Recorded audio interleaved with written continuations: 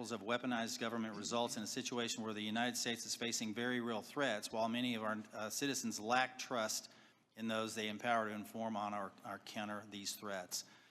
Look, I've been honored to serve our country for many years now, first as an explosive ordnance disposal technician in the Army, now as a representative for the 1st District of Arkansas and chairman of this committee. In my time here, I've traveled the world and met with countless IC employees, from everyday Americans doing challenging and often dangerous work of intelligence to agencies directors like yourselves. The vast majority of those people are honest, hardworking, patriotic Americans that silently and without accolades do difficult jobs, often in austere places, sacrificing time with their families and in some cases putting themselves in danger, all in order to serve the United States. These silent warriors deserve our gratitude and our respect. They do not deserve to have their reputations besmirched by poor leadership. Unfortunately, in recent years, we've seen instances of politicized, self-serving, dishonest leaders sustaining the reputation of our institutions and patriots by abusing the powers and sacred trust given to them by the American people. We have some real work to do.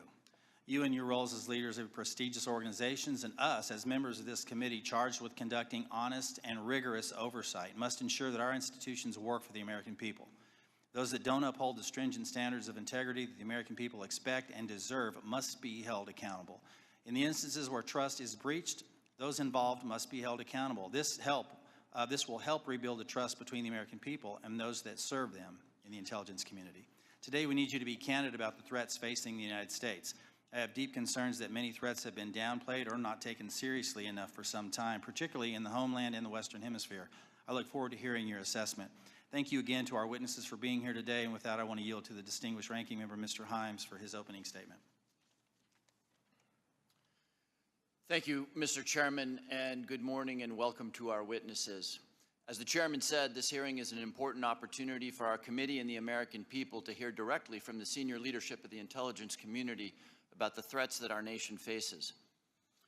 I read the unclassified report and I found a lot of continuity in the IC's assessment about critical threats to our national security compared to last year's assessment. The IC continues to see threats from our principal adversaries, China, Russia, Iran, and North Korea. I must say, though, that after these last 2 months, I'm worried that the call may be coming from inside the House. This report calls Russia, and I quote, an enduring potential threat to U.S. power, presence, and global interests. But as far as I can tell, we're now on Team Kremlin. We vote with them and against our allies in the United Nations. We humiliate President Zelensky in the Oval Office. The president's chief Russian negotiator, Steve Witkoff, is repeating Russian talking points and participating on a madcap signal chat about an attack on Yemen while inside Russia. USAID is gone, and with it, all American soft power. If I had time, I would ask the generals at this table about what it means to our national security to give up our soft power. We're no longer helping struggling nations in Africa. China, or worse, terrorists, are filling the vacuum. I wonder how many of those African countries will be named in next year's threat assessment.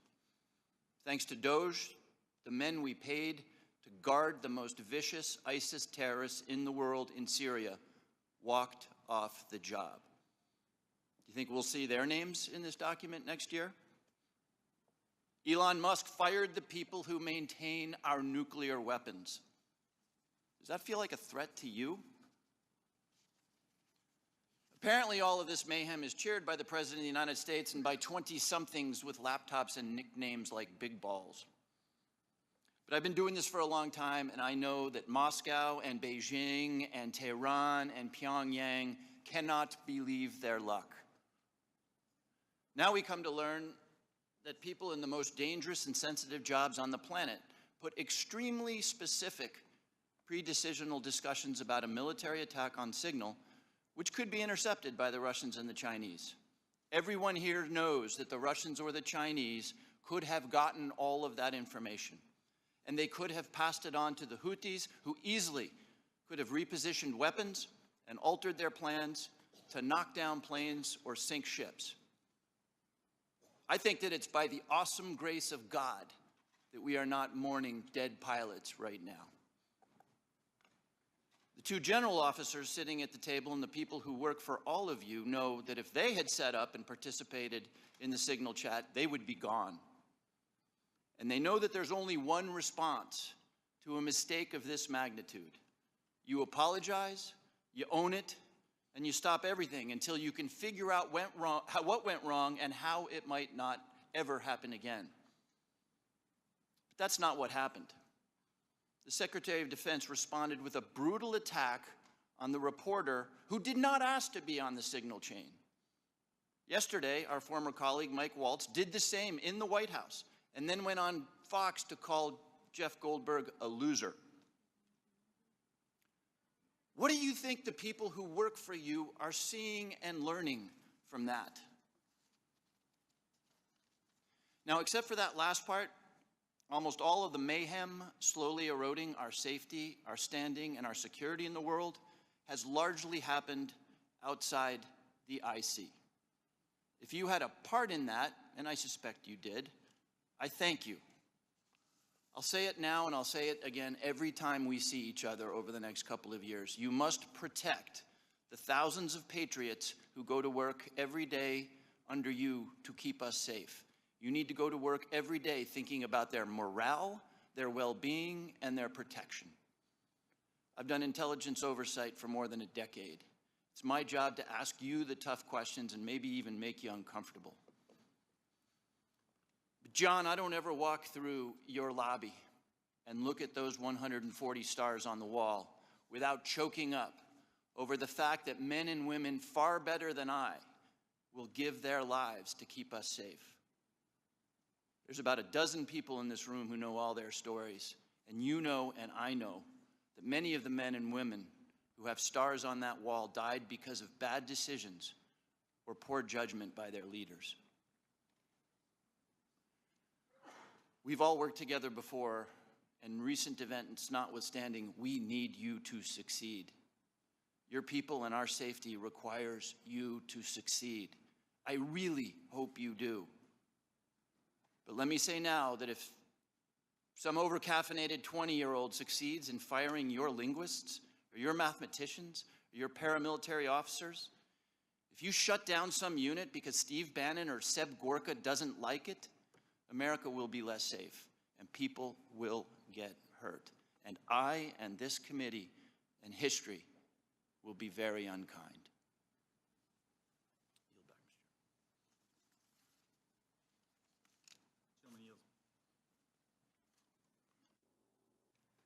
Gentleman yields. Now recognize Director Gabbard to make a statement on behalf of the intelligence community. Thank you very much, Chairman Crawford and Ranking Member Himes. Members of the committee, thank you for the opportunity for us to be here to present the 2025 Annual Threat Assessment.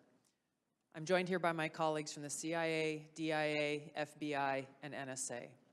Our testimony today offers the collective assessment of the 18 U.S. intelligence elements making up the U.S. intelligence community and draws on the intelligence collection and information available to the IC from open source and private sector and the expertise of our analysts.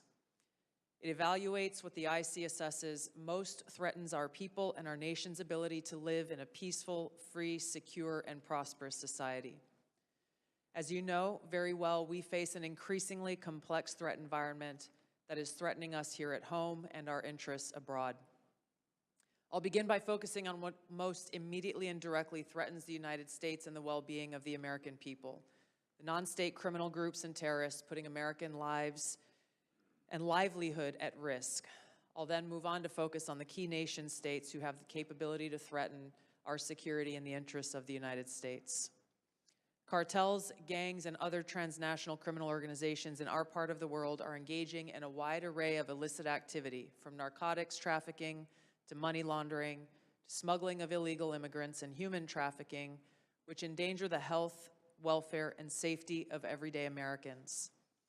Based on our latest reporting available for the year-long period ending October 2024, cartels were largely responsible for the deaths of more than 54,000 American citizens due to synthetic opioids.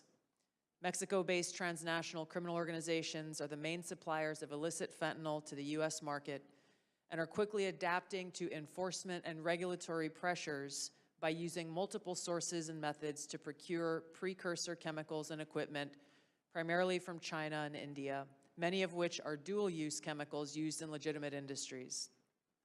Independent fentanyl producers are also increasingly fragmenting the drug trade in Mexico. The ready availability of precursor chemicals and ease of making illicit fentanyl have enabled independent actors to increase illicit fentanyl production and smuggling operations in Mexico. Cartels are profiting from human trafficking and have likely facilitated more than 2 million illegal immigrants encountered by law enforcement at the U.S. southwest border in 2024 alone, straining our vital resources and putting the American people at risk. Criminal groups drive much of the unrest and lawlessness in the Western Hemisphere. They also engage in extortion, weapons and human smuggling, and other illicit and dangerous revenue-seeking operations, including kidnapping for ransom, forced labor, and sex trafficking.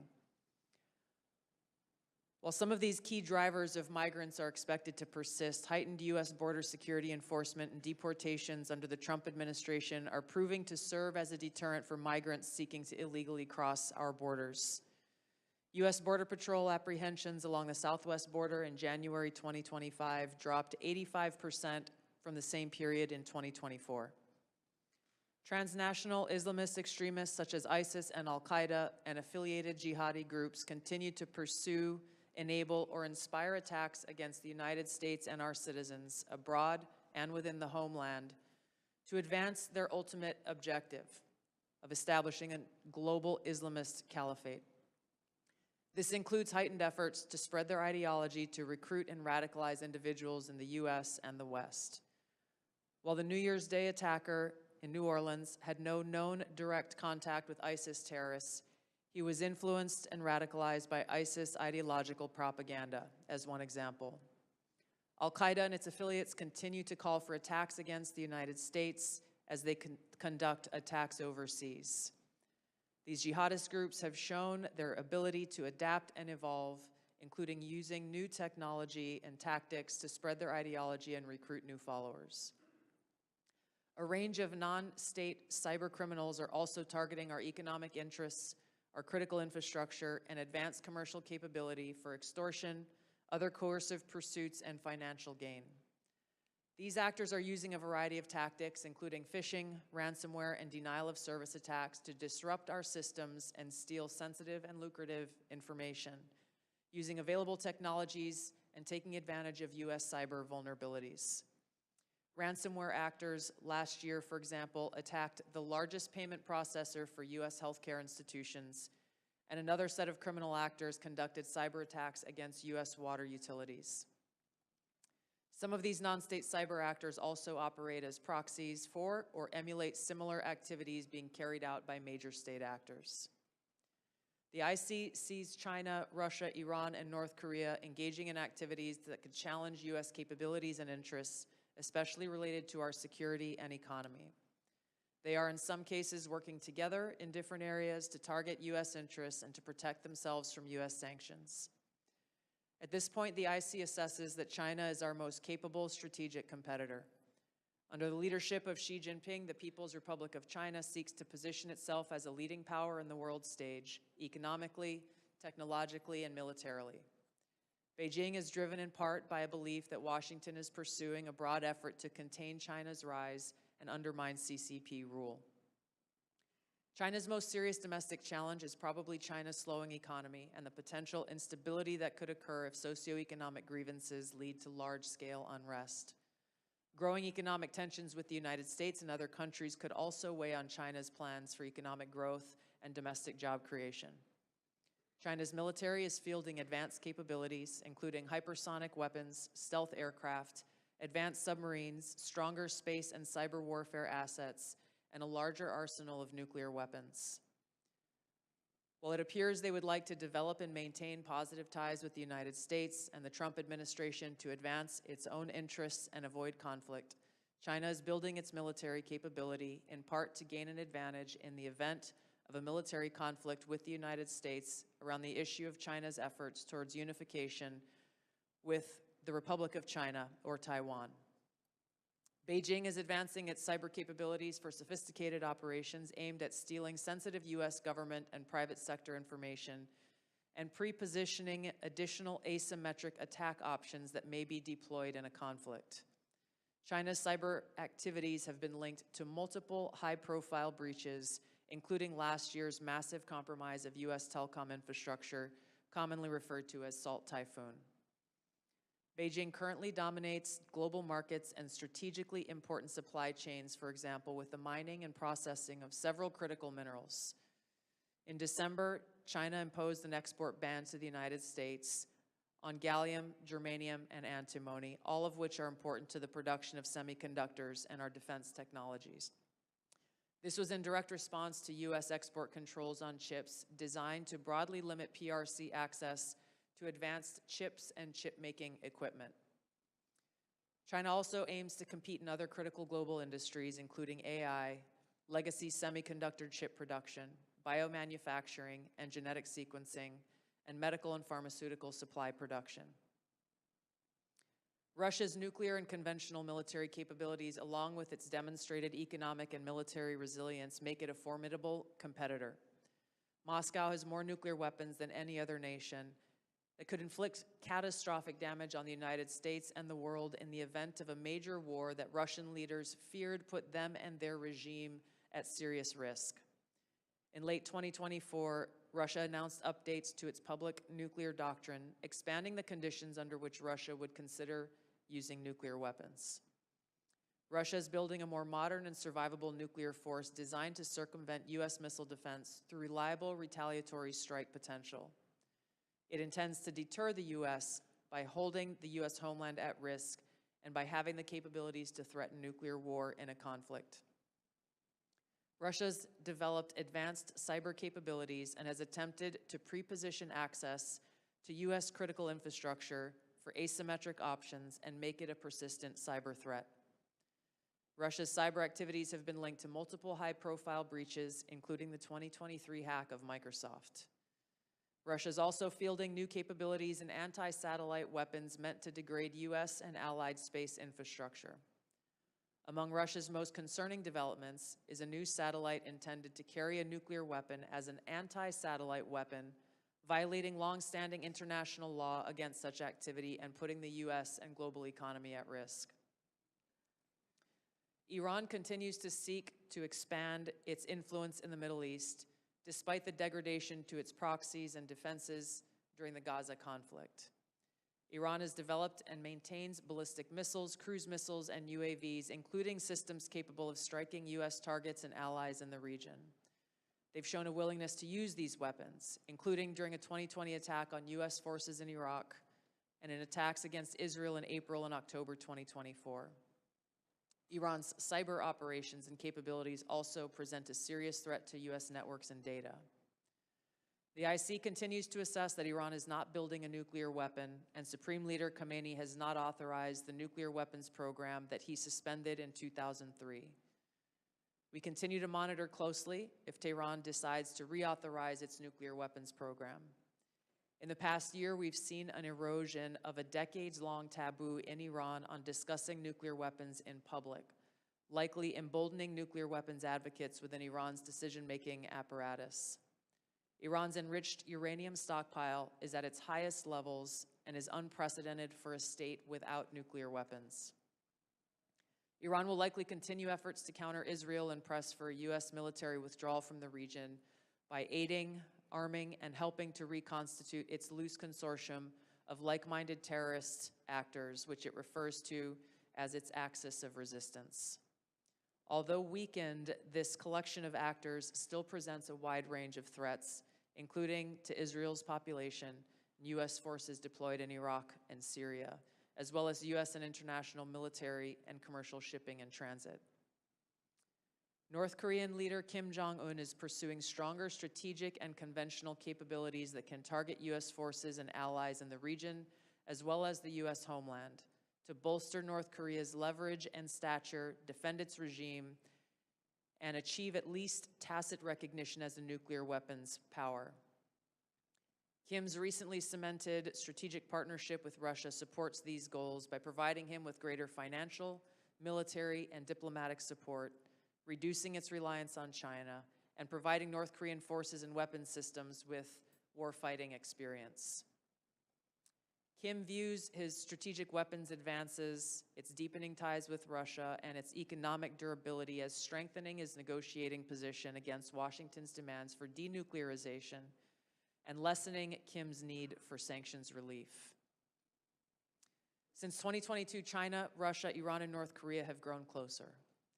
Removing the accelerant of the war in Ukraine is unlikely to revert these bilateral relationships to a pre-war 2021 baseline, leaving room for new strategic priorities and world events to create new incentives or challenges to their expanded cooperation. Russia has been a catalyst for much of this expansion, driven heavily by the support it has needed for its war against Ukraine, including protection from U.S. and Western sanctions. In addition to exchange of military and other resource capabilities with North Korea, Russia has relied more heavily on China's financial and defense industry backing and has increased combined military exercises with China. With Iran, Russia has also expanded financial ties to mitigate sanctions. Iran has become a critical military supplier to Russia, especially of UAVs, in exchange for Russian technical support for Iranian weapons, intelligence, and advanced cyber capabilities. The threats that we see to the U.S. to U.S. national security are both complex and multifaceted. In closing, I want to address briefly the signal chat issue that I know many of you are concerned about. The President and National Security Advisor Waltz held a press conference yesterday with a clear message. It was a mistake that a reporter was inadvertently added to a signal chat with high-level national security principals having a policy discussion about imminent strikes against the Houthis and the effects of the strike. National Security Advisor has taken full responsibility for this, and the National Security Council is conducting an in-depth review along with technical experts working to determine how this reporter was inadvertently added to this chat.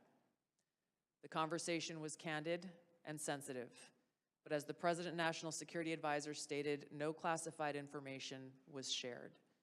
There were no sources, methods, locations, or war plans that were shared.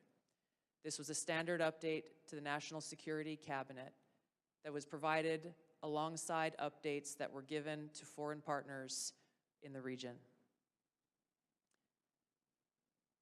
The Signal Message app comes pre-installed on government devices.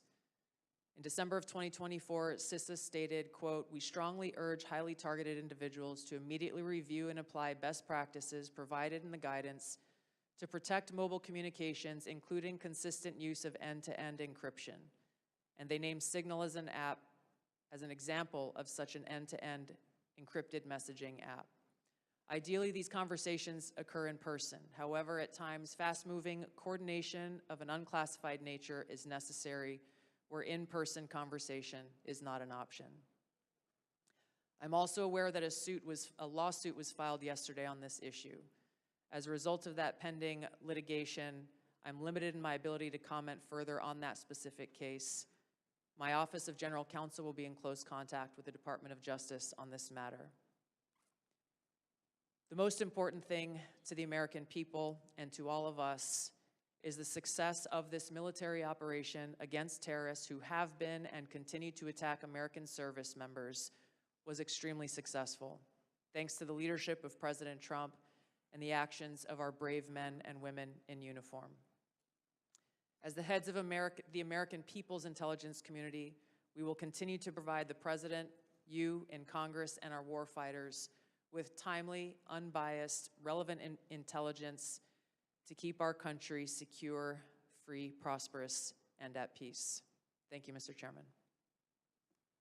Thank you, Director Gabbard. We now turn to member questions. I'll recognize myself for 5 minutes. I want to talk about, before I get into the threats, I want to talk about something we've talked about in this committee and in this setting before.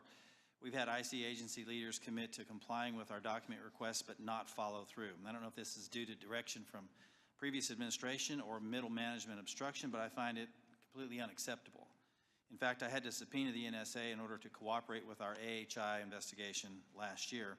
As you all know, it's the charge of this committee to conduct rigorous oversight, and part of that oversight is to occasionally requires us that we request documents from your organizations to enable our investigations. We cannot adequately do our jobs without your partnership and your cooperation. General Hawk and General Cruz, we had this conversation here before last year, and I'm not satisfied with your responsiveness. Therefore, I'm going to ask that question again on the record in this open setting to each of you. Do I have your unequivocal commitment to cooperating with document or other information requests from this committee, General Hawk? You do, Chairman. Thank you, General. Director Patel. You do, Mr. Chairman. Director Gabbard. Yes, Chairman.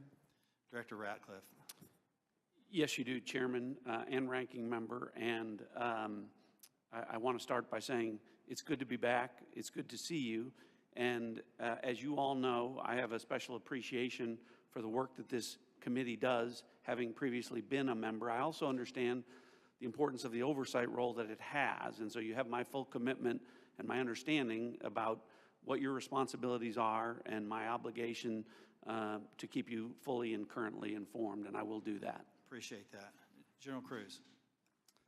Chairman, of course, you have our continuing support on this critically important effort for the nation. Thank you. I appreciate that. I want to turn now to something that's a topic of conversation and really needs to be, and that's our own neighborhood here in our Western Hemisphere. I mentioned in my opening statement, I'm deeply concerned about encroachment in the Western Hemisphere, not just by China, but other adversaries like Russia and Iran, from Russian military cooperation with and support to Venezuela and Nicaragua, CCP-linked companies' acquisition of critical assets in Central and South America, Iran's defense agreement with Bolivia, the establishment of a technical military cooperation commission including Venezuela, Cuba, China, Russia, and Iran.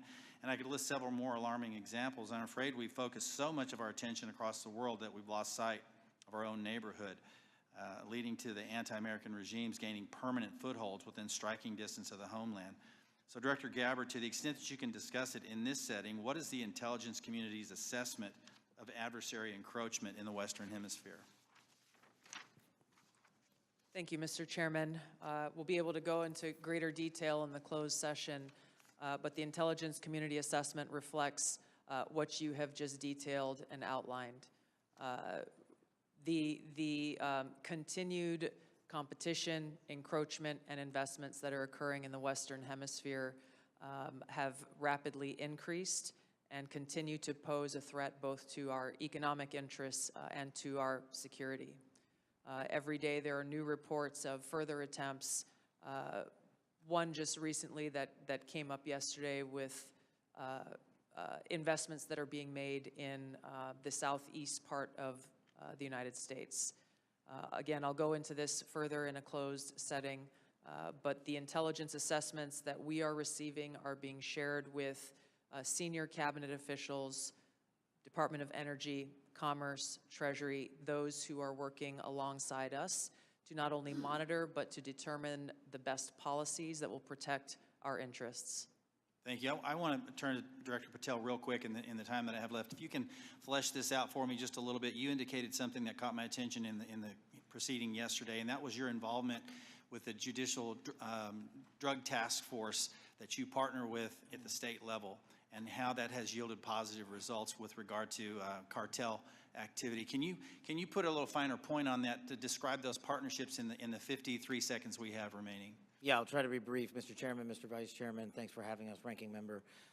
My priorities at the FBI have been to partner with state and local law enforcement in ways that we have not done so before, particularly on information sharing, and it's a two-way street. And in order for us to effectuate drug seizures and narcotics interdictions in the 50 states, we treat them as all border states, because that's what's happening. We have an American citizen die of a drug overdose every 7 minutes. That is wildly out of control and unacceptable. But the FBI cannot do that mandate and secure the American people from Washington, D.C. So we're putting resources in the field. We are working with our partners at the state and local level, and we are seeing immediate results, as we are seeing in Arkansas, as I outlined yesterday, with hundreds of arrests, thousands of pounds of narcotics seized, dozens of weapons, and multiple indictments. Thank you, Director. I'm going to yield and recognize Ranking Member Himes for 5 minutes. Thank you, Mr. Chairman. If there's something I care as much about as the national security of the United States, it's the powers and prerogatives of this Congress and its oversight duties. So I want to spend a minute or so on yesterday's testimony in front of the Senate and direct these questions in particular to Director Patel and Director Gabbard.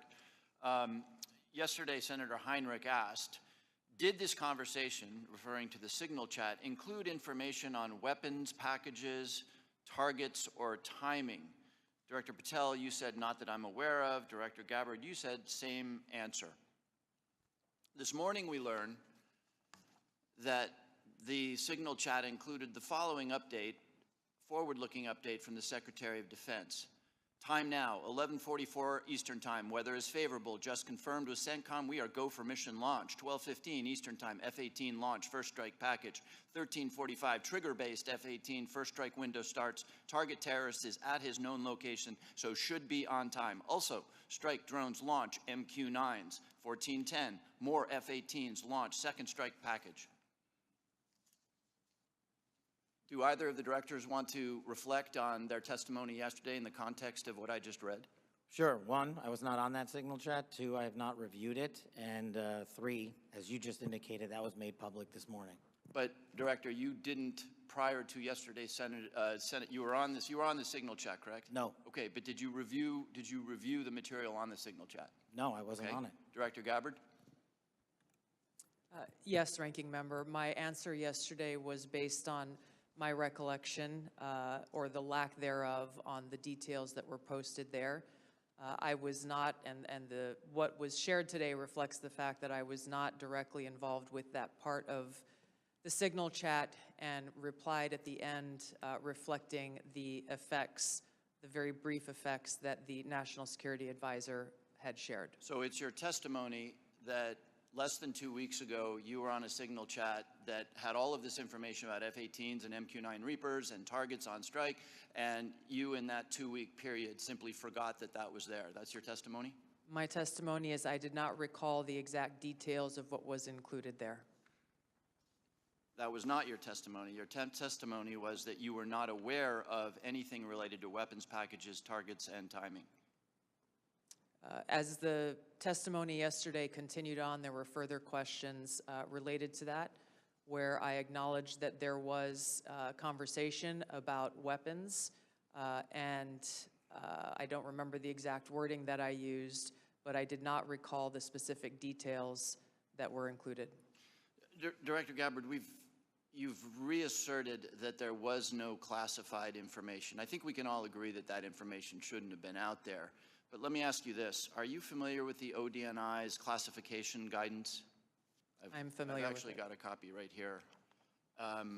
If I read you a part of that guidance, I wonder if you could tell me what the level of classification indicated is. I'm reading from your classification guidance. And the criteria is information providing indication or advance warning that the U.S. or its allies are preparing an attack. Do you recall what your own guidance would suggest that be classified? I don't have the specifics in front of me, but it would point to what was shared would fall under the DoD's classification system and the Secretary of Defense's authority. So let me help you, because there's a very clear answer. And what is not. I guess you don't have it, but information providing, this is the ODNI guidance, information providing indication or advance warning that the U.S. or its allies are preparing an attack should be classified as top secret. Do you disagree with that? I don't disagree with that. I just point out that the DoD classification guidance is separate from the ODNI's classification guidance. Do you think it would be materially different? Ultimately, the Secretary of Defense holds the authority to classify or declassify. Do you think it's likely that DoD guidance is materially different from what I just read? I haven't reviewed the DoD guidance, so I can't comment.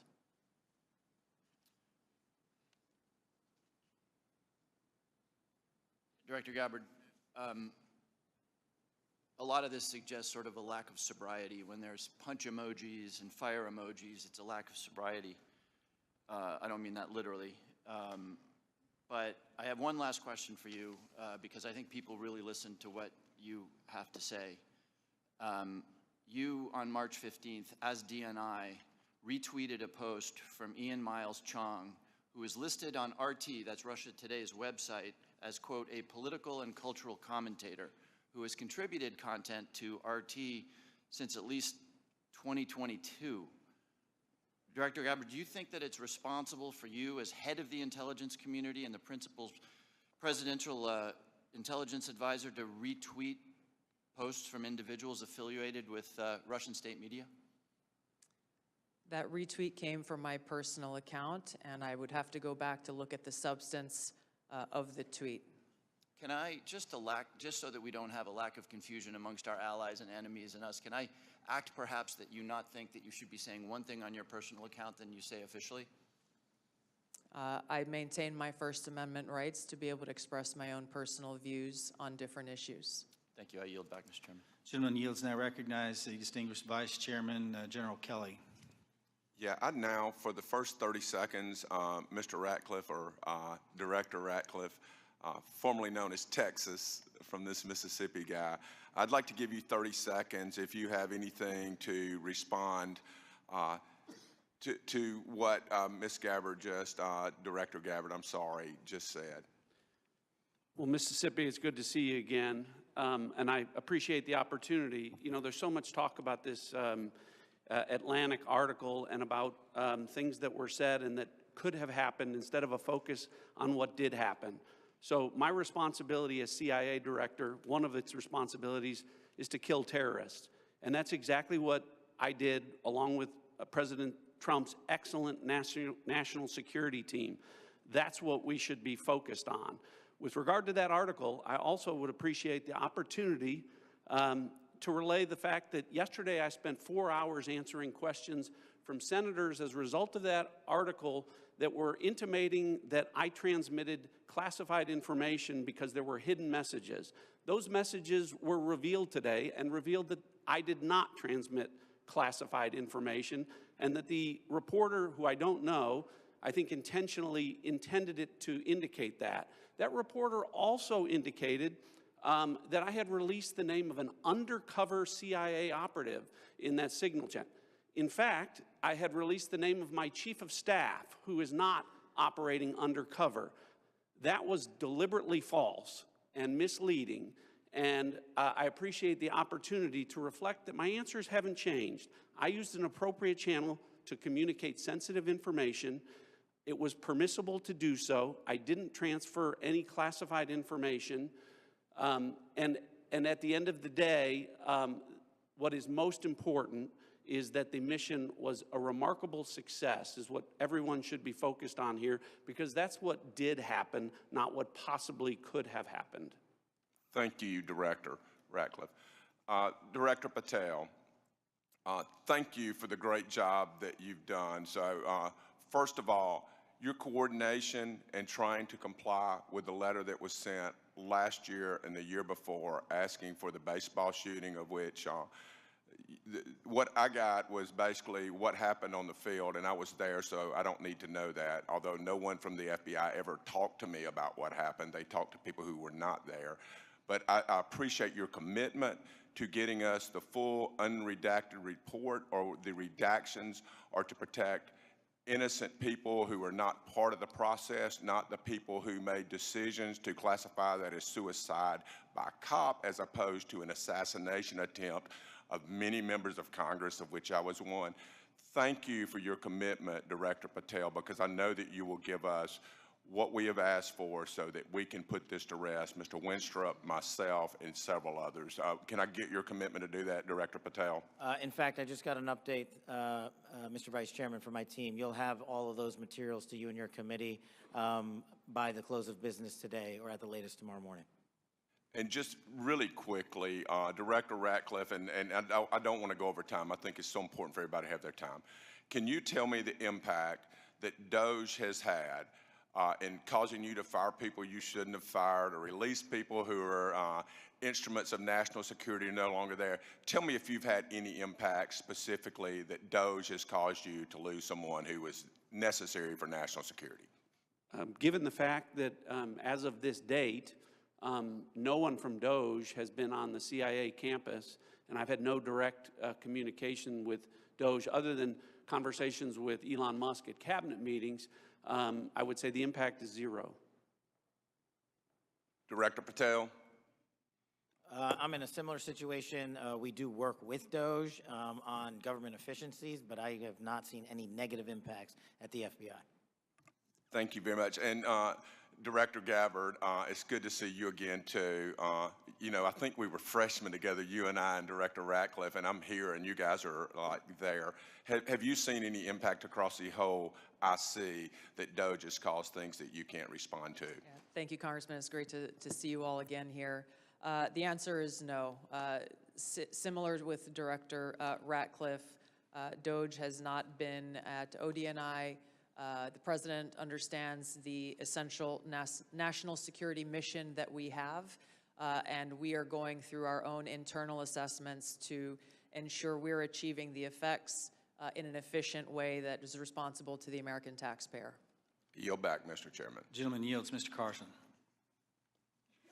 Thank you, Chairman, to the witnesses, many of whom I've worked with in the past. It appears that this year's report omitted any discussion of transnational concerns like global health security, infectious diseases, and the role of conflict, violence, and political instability play as drivers of migration. Coupled with the administration's cuts to USAID and other international assistance, particularly health and humanitarian assistance, won't these reductions and eliminations increase regional instability and volatility in areas already at high risk for threats? Was the IC consulted at all in the decisions to eliminate such critical funding, and why weren't these risks included in this year's report? Thank you for the question, Congressman. The direction that I gave to our National Intelligence Council as they were putting together the annual threat assessment was to focus on the most direct and extreme threats that we face from non-state and state actors. While I acknowledge the factors that you've mentioned create an environment that our operators and intelligence officials need to be aware of, this year's annual threat assessment was really more targeted to focus on the direct threats that we have the ability to affect and impact. Some of those were included here that you mentioned with regard to the effects and impacts of USAID. That assessment has not yet been done, or at least to my knowledge, and was not considered to be included here. Director Patel, this year's assessment, sir, confirms a threat I've worked on for a number of years, domestic extremists, including lone wolves, white nationalists motivated by racial or anti-government grievances, even religious grievances. Mr. Director, a few yes or no questions. Do you, sir, agree that these domestic threats must be addressed as thoroughly as foreign extremists? All threats like that will be treated equally, yes, sir. Is it true, sir, you moved personnel out of the FBI section responsible for countering domestic violent extremists? I don't believe I did that. Is it true, sir, that you've discussed disbanding this section? I don't believe I've done that. Will you pledge today, sir, not to disband this critical section? I will pledge to you today that any personnel matters that are being worked on currently, once finalized, the congressional notification will be published to your committee. Mr. Chairman, I yield back. The gentleman yields. Now recognize the gentleman from Illinois, the former federal prosecutor, Mr. LaHood. Well, thank you, Mr. Chairman. I want to thank all of our witnesses today for your service to our country. And I want to focus my questions this morning on FISA Section 702. And Director Radcliffe, welcome back to the committee. In your confirmation hearing before the Senate, you were asked extensively about FISA and Section 702, and I think laid out a compelling narrative on how, as you described it, quote, how indispensable it is to national security. And you were also asked about a warrant requirement on Section 702. And your answer to that was, quote, on whether a warrant makes sense on 702, your quote was, the answer is no. We're talking about national security issues where sometimes minutes matter in the ability to disrupt or interdict the bad actors or to act upon the intelligence that you can gain from that, unquote. Director, I wanted to ask you, is that still your belief today regarding the warrant requirement? Congressman, it absolutely is. You've accurately reflected my prior testimony. It is also my testimony that 702 is indispensable to our intelligence picture and the loss of it would be catastrophic to CIA. And the reason that I say that from this position is not only is 50% of all of our critical analysis provided to the President as Commander-in-Chief in the President's Daily Brief 702 derived, 70% of CIA's success with regard to advanced weapons counterproliferation is the result of 702 collected information. And finally, 90% of CIA's successful interdictions with regard to synthetic drugs like fentanyl are the result of 702 collection. It's absolutely indispensable to the work that CIA does, and I'm glad that you gave me the opportunity to reflect that to this committee. Thank you, Director.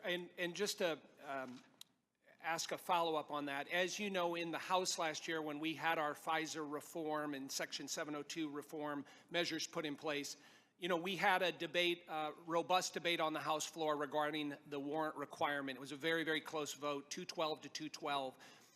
Director Ratcliffe, what can you tell our members to alleviate and reassure them on, again, the harm that a warrant requirement would do to 702? Well, Congressman, it would impose a de facto ban on lawfully querying previously collected data to find threats against U.S. persons and government officials. So that would be, again, catastrophic to our efforts to keep our community safe. And I would also point out, because I know that these are legitimate concerns with regard when we talk about FISA and 702 specifically, everyone on this committee recalls that when I was a member, I also called out FISA abuses when they occurred. And I don't want there to be any violation of Americans' civil liberties and Fourth Amendment rights. But I would point to the CIA's, frankly, impeccable record of compliance, and we can talk about that more in a closed session. Thank you, Director. Director Patel, I want to turn to you. Similar in your Senate confirmation, you were asked extensively about 702. And as you know, in our bill that we passed last year, we put lots of reforms and changes and protocols in place for the FBI. And I know that you're supportive of many of those. Specifically on the impracticalities of a warrant requirement on 702, you were quoted as saying, when you were asked about it, it is almost impossible to make that function of the warrant requirement work and to serve the national no-fail mission. Is that still your testimony here today? It's great to see you, Congressman, and yes, that's my testimony. Thank you. As you know, the reforms that we put in place were significant, requiring the FBI personnel to get a supervisor or attorney approval to conduct U.S. person inquiries, requiring high-level approvals up to the FBI deputy director level before certain queries are conducted on U.S. elected or appointed officials, candidates, or media personnel, requiring the Department of Justice to audit all U.S. person queries performed by the FBI within 6 months of each query, reducing the number of FBI personnel who have the ability to query. Can you talk about the current implementation of those reforms and how that's going, Director Patel? Absolutely. With probably the most recent one, in terms of 702 query reviews, we only have about 200 left when it comes to U.S. persons, and we will promulgate those findings to you. But as of today, of all the U.S. persons queried in the 702 databases, there's only been one instance of negligent conduct. We have already implemented limited access to those who actually know how to use the FISA process in 702, and we have implemented a direct reporting structure to the Office of Director and the Deputy Director to make sure that anyone, whether it's intentional or unintentional, abuses the 702 query system is brought to our attention immediately, and we will take that on for action directly. And in terms of piggybacking off Director Ratcliffe's, the public defender in me realizes the importance of constitutional due process more than anyone. The staffer in me from the House Intelligence Committee may be the only person who has worked more on FISA reform and exposing FISA abuse in modern congressional history. And the terrorism prosecutor in me and the JSOC civilian in me tells me that we cannot do away with 702 or FISA Title I and Title III, but we can work with you and your committee to make it better. I don't know all those ideas. I don't have all those answers, but you have my commitment that we will use it appropriately going forward. Thank you, Director. I yield back. Gentleman yields. Mr. Castro. Thank you, Chairman. Tulsi, you and I came into the Congress together in 2013, And Cash, you and I was serving on the Intelligence Committee when you worked on the Intelligence Committee. And John, you and I are both from Texas, and we both served together on the Intelligence Committee. You know, the idea that this information, if it was presented to our committee, would not be classified, y'all know is a lie. That's ridiculous. I've seen things much less sensitive be presented to us with high classification. And to say that it isn't is a lie to the country. I want to ask the generals now. The NSA is principally in charge of intercepting things like signals intelligence from other countries.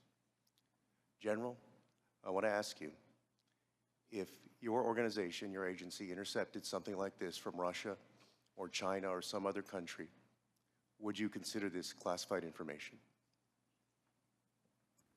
Representative, we would be classifying based off of our sources and methods. So those would be the things that, in terms of how we process, how we would be able to obtain the information and how we'd report it, Sure. we would classify based off of our source and method. So if you knew that the Secretary of Defense and the National Security Advisor of Russia or China and the head of the Foreign Ministry and all of the folks who were associated with that signal chain, if you intercepted that information, General, would you consider it classified? So it would be classified based off of our collection. So the NSA would classify it, would Based off determine it as of classified.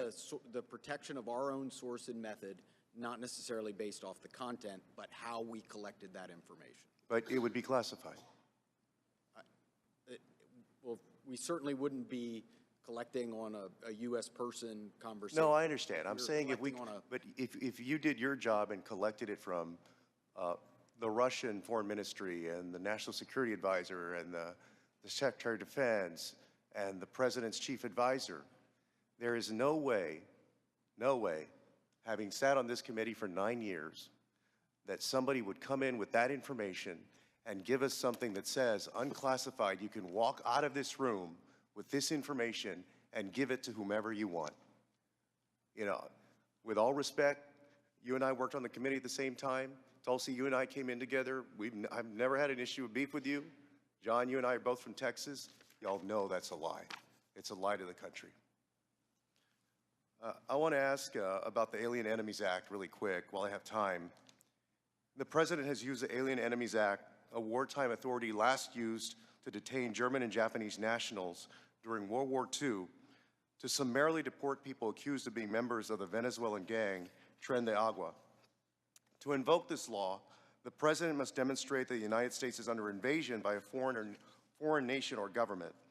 They have alleged that we are under invasion by the Venezuelan government. The idea that we are at war with Venezuela would come as a surprise to most Americans. The unclassified version of the annual threat assessment the intelligence community just released makes no mention of any invasion or war that we are fighting with the nation of Venezuela. You would think our nation being at war would merit at least a small reference in this threat assessment. And Director Ratcliffe, does the intelligence community assess that we are currently at war or being invaded by the nation of Venezuela? We have no assessment that says that. Thank you. In invoking the law, the President alleged that Tren de Agua is, quote, undertaking hostile actions against the U.S. at the direction, clandestine or otherwise, of the Maduro regime in Venezuela. Director Gabbard, does the intelligence community assess that the Venezuelan government is directing Tren de Agua's hostile actions against the United States? There are varied assessments that came from different intelligence community elements. I'll defer to Director Patel to speak specifically to the FBI assessment. But let me ask you, so you're saying there are conflicting assessments that have come from the IC? That's correct. Okay, thank you. We'll take it up in closed session. All right.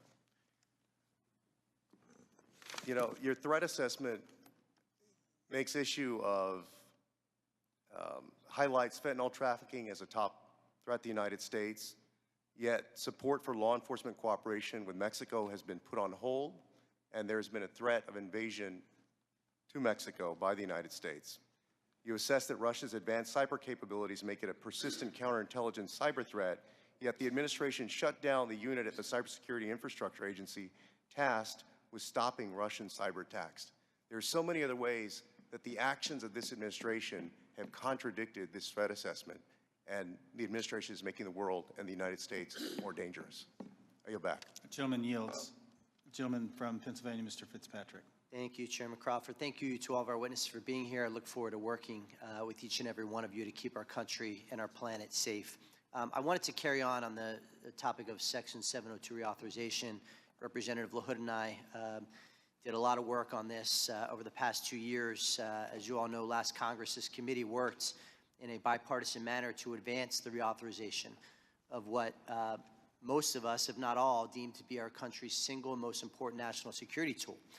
The result was what was titled the Reforming Intelligence and Securing America Act, which not only reauthorized Section 702, but equally important, it provided necessary reforms to our intelligence community in an effort to address past abuses. This was the largest single reform of the FBI and the IC in a generation, making sure that there are appropriate compliance guardrails that enhance accountability while still protecting the critical tools necessary for our nation's security. Just to name a few, in 2009, Section 702 protected our nation from an attack by an al-Qaeda member who intended to detonate explosives in the Manhattan subway lines. In 2014, Section 702 helped prevent attacks by assisting in the removal of ISIS leader Haji Imam. In 2022, Section 702 contributed to the U.S. government's operation against the last remaining 9/11 architect, Ayman al-Zawahiri. And as we saw in the horrendous attacks of October 7th, an attack on the people of Israel, where Hamas killed over 1,200 innocent civilians, intelligence collection is essential to the safety and security of our population. We must never, ever see another attack the likes of 9/11, especially as a result of a self-inflicted intelligence failure. Not reauthorizing the use of this authority in this coming year would intentionally and willingly put the United States at a disadvantage against actors who seek our destruction. Representative LaHood touched on the warrant requirement. As you all know, that is really the linchpin here. And I think it's abundantly clear for members of this committee, members of this Congress, and for members of our Intelligence Committee to understand that a warrant requirement is on the collection of data. A warrant requirement cannot apply to the querying of already lawfully collected data. To follow that theory to its logical extreme would be to say that a police department who has an evidence locker containing lawfully collected data has to get a warrant to re-enter that evidence locker. It'd be akin to say to a police officer they cannot run a license plate, which is querying off of lawfully collected Department of Transportation data without getting a warrant. It would shut down the courts, it would shut down law enforcement, it would make our country much less safe. So I want to ask Director Patel, Director Radcliffe, I want to yield the floor to you as we will be working with all of you, particularly your two agencies on reauthorization, to share your thoughts.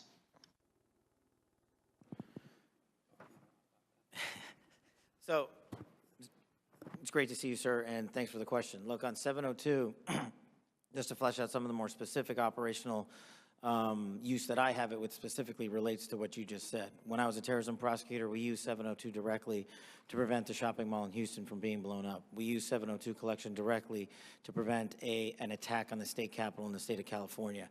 And those individuals were prosecuted and are currently in prison. And balancing that awesome responsibility with the constitutional protections that every American should have when we're talking about U.S. persons specifically is something that I keep in mind on every single decision surrounding 702.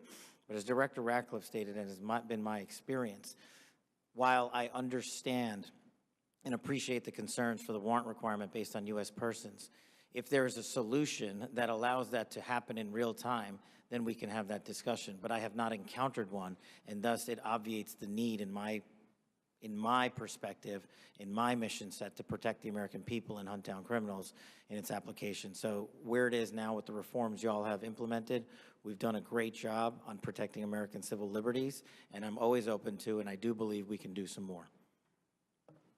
Director Radcliffe. Good to see you again, Congressman.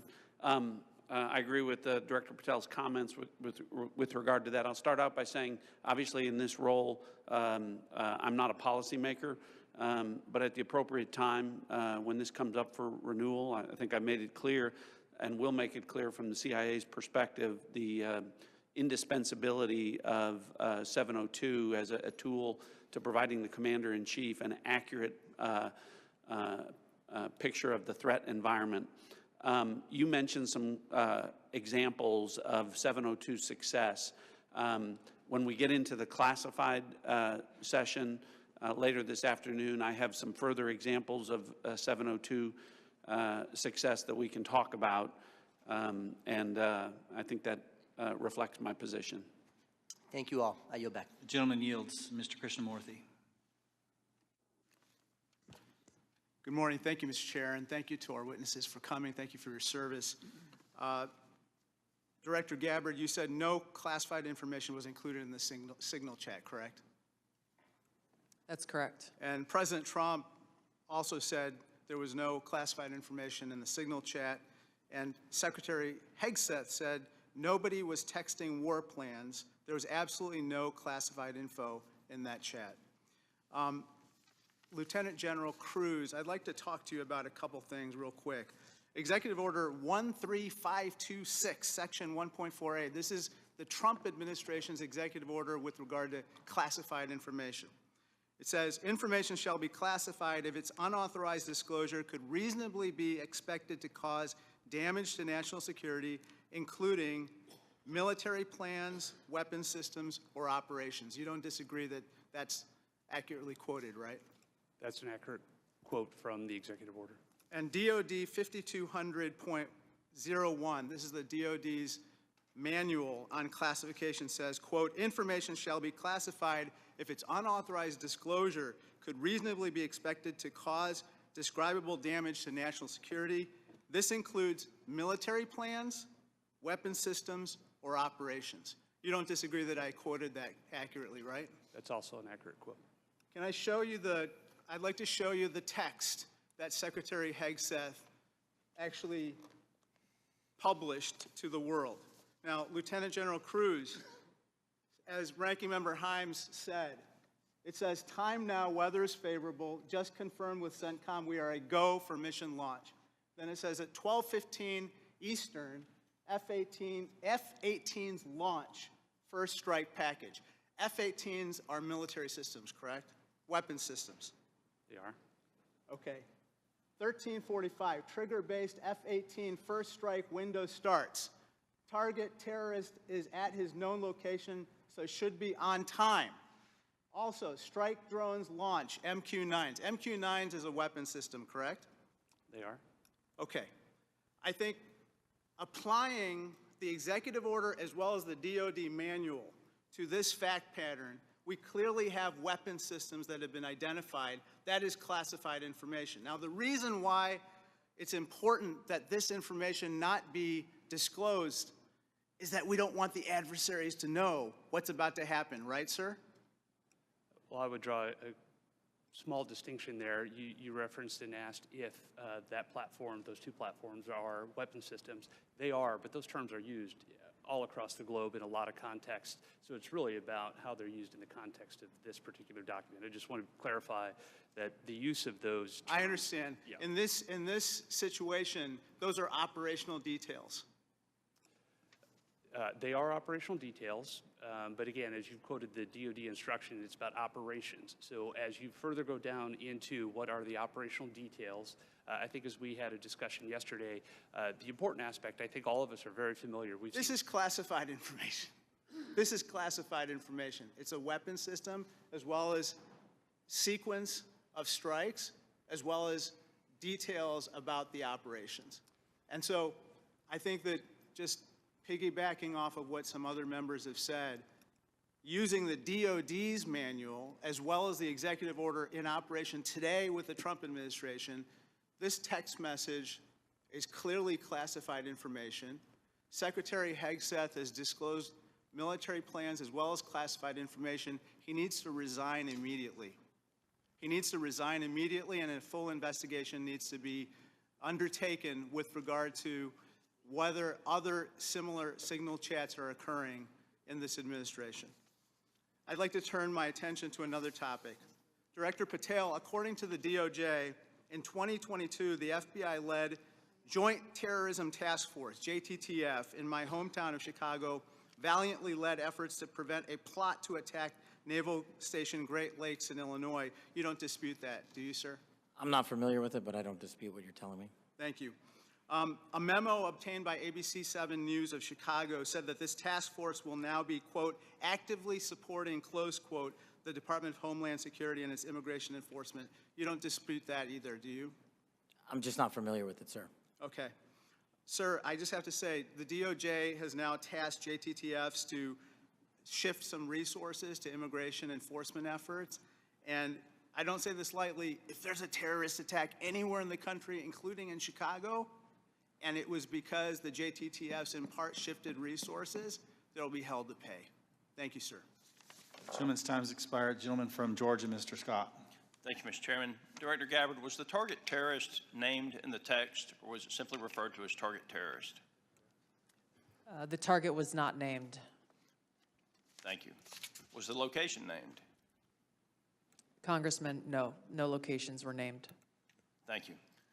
Director Patel, there was a specific accusation made about how close we are working with Mexico currently. My understanding, and I want to congratulate you on this, and I think it shows a shift of focus at the FBI since you've taken over to what it should have been doing all along, which is chasing the 10 most wanted that are threatening our country. My understanding is that 2 of the 3 were actually arrested in Mexico and are being extradited back to the United States. Is that correct? Yes, sir. We have been working. One of the first meetings I took as FBI director was my counterpart, Secretary Farouche in Mexico. And subsequent to that, we have repaid or extradited or expelled from Mexico 2 top 10 of the FBI's most wanted list and 33 other criminals. Well, it sounds to me like we're working closer with them today than we have in the last several years, and that the focus of the FBI has shifted to actually protecting American citizens instead of arresting pro-life protesters. Our mission is to find violent criminals wherever they are, and if they're in Mexico, we're going to get them. Thank you. And I appreciate you, and I appreciate the change in the focus of the FBI. I want to talk with you a little bit about the counterintelligence threats, one of which was an active duty U.S. Army soldier charged with conspiring to transmit national defense information to individuals located in China. What can you say in this setting, or can you briefly explain your work with interagency partners to identify and neutralize counterintelligence threats in the United States around this example? For me, sir? Yes, sir. So generally speaking, on counterintelligence and countering espionage, whether it's from adversaries like the CCP, Russia, Iran, or otherwise, we have prioritized them as an equally violent criminal enterprise seeking to do harm to our critical infrastructure and also to exploit and steal our data, whether it's government or private personnel. And so we have expanded our resources into them and working with the interagency to make it a priority. Okay, thank you. I want to move on to the issue of the threshold of parole under the previous administration and the number of illegal immigrants that have come into this country, including people with known membership in terrorist groups. For those individuals that pose a risk and that we have captured and are being deported, are we sharing the biometric and biographic information with our allies to mitigate their ability to relocate or operate abroad? What we are doing at the FBI is sharing the information we're allowed to with our Five Eye partners, and then on an individual basis, we are trying to share information with other partners who deemed individuals that they find of consequence. Okay. As you move further into your position, if you have additional recommendations on how we better share information, please let us know. Yes, sir. Director Ratcliffe, China's influence on the Panama Canal has increased since 2017. Panama became the first Latin American country to sign on to China's Belt and Road Initiative. Can you talk about not just China embedding itself into the various canal-related sectors and operations, but what other areas in Central and South America have China and others increased their presence, and what examples concern you the most? Thanks, Congressman. Appreciate the question. I do want to comment, the question before about cooperation with Mexico, it's really across the IC. When Mexico's Secretary General Omar Harfouch, head of Mexican security, was here, he not only met with Director Patel, he met with Director Gabbard, and he met with me. So we have been working on that, again, to the benefit of both our countries. To your point, the PRC throughout Central and South America continues to attempt to use its soft power to gain a foothold. They use direct aid to countries that need it. They also provide funding to universities to get a foothold to create influence. And you mentioned the Panama Canal, and you've seen the diplomatic efforts of the administration to address that and push back on PRC ownership of the canal locks. But that ties into what the IC is doing. In these instances, it's important for us, Congressman, to the best way we can operate is to provide intelligence to countries in Central and South America, to provide them with briefings, which we do, to provide them with tailored analysis of our intelligence about how China is manipulating them, about how China is hacking them, the things that China is doing to gain a foothold, and Russia and Iran throughout that area. So the CIA is very much focused on that. Gentleman's time's expired. Mr. Crow. Thank you, Chairman. General Hawk, the NSA recently warned its employees not to use the Signal app. Is that correct? What we did, Congressman, is we put out cybersecurity advisories on a whole host of systems. On the Signal app that was included in that advisory, right? What we've done is we've put out an advisory on how to use the Signal app and other encrypted applications, because we do encourage our employees and their families to use encrypted. Because there's risk to that app. There are. Okay. General Cruz, DOD also issued a warning about vulnerabilities to the Signal app recently, correct? That's correct. Okay. Director Gabbard, you were on the Signal text chain in question, correct? Yes. As was Mr. Witkoff, the administration's lead negotiator with the Russians, correct? Yes. And at the time, Mr. Witkoff was actually in Russia during this chat discussion, was he not? I was not aware of that. Was he on his personal phone at the time? I don't know. Well, it's my understanding that he was indeed in Russia. Director Gabbard, you were also traveling during this discussion, correct? Yes. And where were you? I was traveling through the Asia-Pacific region. I don't recall which country I was in at that time. You don't remember the country? I'd have to go back and look at the schedule.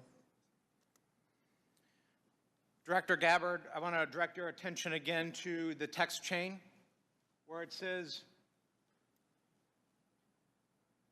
just confirmed with CENTCOM, we are a go for mission launch.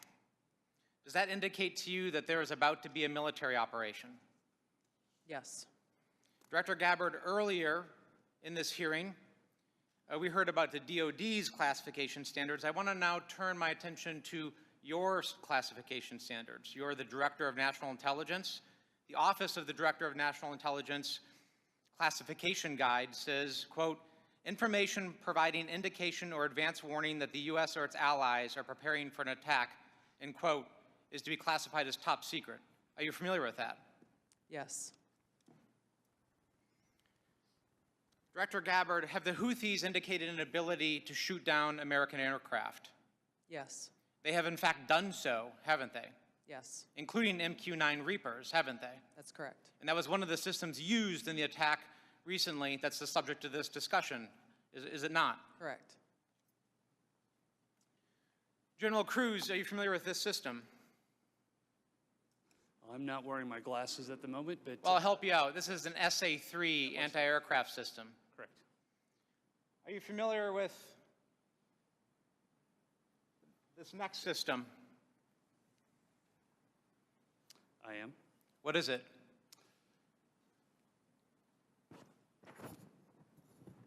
I'm going to have to ask you It's to an help. SA-6. I'm going to guess that This is also an advanced anti-aircraft system, is it not? it is. It was used widely in the Balkans in the 90s, correct? And the Houthis also have this system, don't they? They certainly do. And they've employed it against our aircraft, have they not? They have attempted to, correct. I spent my life in service to this country. I deployed 3 times to combat in service to this nation. I learned in that time in service that responsibility is core to leadership. You accept responsibility when things go wrong. You admit mistakes. You set the standard from the very top. It is completely outrageous to me that administration officials come before us today with impunity, no acceptance of responsibility, excuse after excuse after excuse, while we send our men and women downrange to do incredibly difficult, incredibly dangerous things on our behalf. And yet, nobody is willing to come to us and say this was wrong. This was a breach of security and we won't do it again. It is outrageous and it is a leadership failure, and that's why Secretary Hegseth, who undoubtedly transmitted classified, sensitive operational information via this chain, must resign immediately. There can be no fixes, there can be no corrections until there is accountability, and I'm calling on the administration to move forward with accountability. I yield back. Gentleman yields. Gentleman from Texas, Mr. Crenshaw. Thank you, Mr. Chairman. Thank you all for being here. Good to see many of you again, and thank you for enduring 2 long days. I will note I always use fire emojis when I see terrorists getting killed.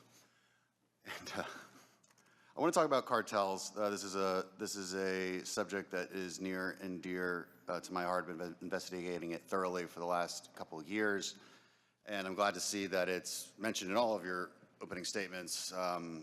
I mentioned it at the very beginning of the threat assessment. There's a lot to work on here. One of our task force, we had a cartel task force in Congress. One of our key findings was that there needs to be a centralized, maybe call it authority or maybe call it office, maybe call it cartel czar within the administration that actually coordinates all the very different aspects of fighting this battle. Has anything like that been talked about? I'll go to you, Director Gabbard. Thank you, Congressman. It's good to see you again. This is very much central to the conversations and planning and execution of the President's focus on targeting the cartels and the threats that they pose to the American people. Homeland security task forces are being set up that include across the government integration. I can speak from my standpoint from the intelligence community, and our National Counterterrorism Center is leaning heavily forward into gathering and consolidating and integrating the intelligence that comes from DEA and others who've been working this issue for a while to make it so that it can be shared and integrated through the federal, state, and local law enforcement equities who are going after this problem. Yeah, we'll talk a lot more about that exact thing in closed session, but at a higher level, our recommendation is there needs to be someone at a much higher level that coordinates state, DOD, CIA, FBI, Homeland. It's a massive problem, one I'm all too familiar with. Director Patel, the FBI is tasked with working foreign corruption charges. In the past administration, the FBI told me they actually don't focus on Mexico very much. Because, now in their defense, they say the reason is because they won't get anything out of it, because they don't have a cooperative government to work with. I think a lot has changed. Do I have your commitment that we will at least start following up on those, because the judiciary system in Mexico is a key component in our failures to address the cartels? You do, Congressman. Apologies for not getting back to you sooner. You're good. I appreciate it. I also want to ask you that the FBI has disrupted an alarming number of terrorist attacks in the last 2 years. Great on the FBI for doing that. I don't think many Americans realize how good the FBI has been at this. But this also gets to the conversation earlier about FISA 702. One of the main arguments I wanted to argue with my colleagues on this was when you have a warrant process for the query, what you will fail to do is connect the dots between the domestic and the international threat. And those connections are there, as we see all the time. Would you agree with that, that we need to maintain that process in a responsible way, of course? I do, sir. I appreciate that. Director Gabbard, in my remaining time, I want to ask you, because of my, and this may go to our General Cruz as well, because of my work on energy and commerce, we have an issue there with broadband spectrum auctions, and of course this affects our intelligence community in a very large way, and our DoD. Getting right to the question here, how much, if any, spectrum can the DoD give up without having a significant effect on the administration's prioritization of lethality and deterrence? I'll defer to General Cruz, specific to DOD. I certainly wouldn't want to speak for all of DoD, and I think the committee is already in a fantastic conversation with the DoD on that issue. But broadly, what I would say is DoD has laid out the portions of the spectrum that it believes for both operational capabilities, and in closed session, I am more than happy to walk you through from the intelligence portion of the mission that we do. There are two different portions of the spectrum. We often talk about one, but not the other, and in closed session, I'd be more than happy to tell you why the other portion of the spectrum is important to national security. Sure, and the details are obviously classified, but we can talk about X and S spectrums and get a better idea for the public about, because the public would benefit from telecom having the ability to use some of these. When we look at 5G networks, 6G networks, so it's a conversation that we need to have and a much longer time to do so, which I've run out of. So I yield back. Thank you. Gentleman yields. Dr. Barra. Thank you, Mr. Chairman. You know, I associate myself with the comments of my colleague, Congressman Crow. I'm deeply disappointed in how we're handling this breach of protocol and so forth. You know, every year at the beginning of Congress, we take an oath to office. You know, this is an awesome responsibility to be a member of Congress, to protect our country. We have no greater responsibility than to protect our homeland. And, you know, when I walk into this committee and the honor of being on this committee, I don't see Democrats and Republicans. I see folks that every day want to do the same thing. But as Congressman Crow suggested, the mark of leadership, and we all are leaders in this room, is to accept responsibility when mistakes happen. And that signal chat was a mistake. I'm not here to impugn your character. You were all nominated by the president. You were all confirmed by the president. But we have an awesome responsibility and incredible responsibility to the American people. And then given that we are the United States of America, we have a responsibility to the world. And this really was a breach of protocol. I'll take you at your word that we are going to do a full investigation of it. Our responsibility as oversight is to understand this breach, understand who leaked information, how that happened, and then hold those responsible. You know, I 100% agree with the chairman in his opening statement. He said, where trust is breached, those responsible need to be held accountable. So do I have, you know, Director Gabbard, we served together, we came into Congress together. Do I have your word, when this investigation is fully completed, we will get the full breadth of the investigation? Thank you, Congressman. That would be my intent. I will caveat that by saying that this is being conducted by the National Security Council. I've not gotten any indication that they would try to withhold that, but I can't speak for them. Okay. I also, you know, I see way too much politics when it comes to our national security and our national defense. We've got to keep politics out of this. We're not Democrats or Republicans. We're Americans. We're tasked with the responsibility of keeping our country safe. Director Gabbard, you have an awesome responsibility here to advise the president, to collate all the information, everything that the IC is providing, and provide that best advice and guidance to the President of the United States. We have to keep politics out of this. Even if the President disagrees with this, if it goes against his personal wishes, if he's considering an order that potentially is unconstitutional or illegal or compromises our security, I want your word that you will always provide and give that honest advice to the President, even if it will make him angry. Thank you, Congressman. I appreciate the question because, as you said, I do take this responsibility very seriously. And it was my commitment to the President, to the Senate, the American people, that as the Director of National Intelligence, I will ensure to provide the President and all of you as policymakers with that unbiased, relevant, and timely intelligence. And to your specific question, the answer is yes. I will inform the President of that accurate, timely, unbiased intelligence reporting, whether it is something that agrees with an assumption or a view or an objective or not. That's my responsibility to him and to the American people. Great. I would just offer advice. In your role, what you do on your personal devices versus your official devices, you're speaking to the public, and I would just offer, as I conduct myself, what I say personally is always going to be considered Congressman Barra saying it. General Hawk, I've appreciated working with you and have a deep concern about our cyber vulnerabilities.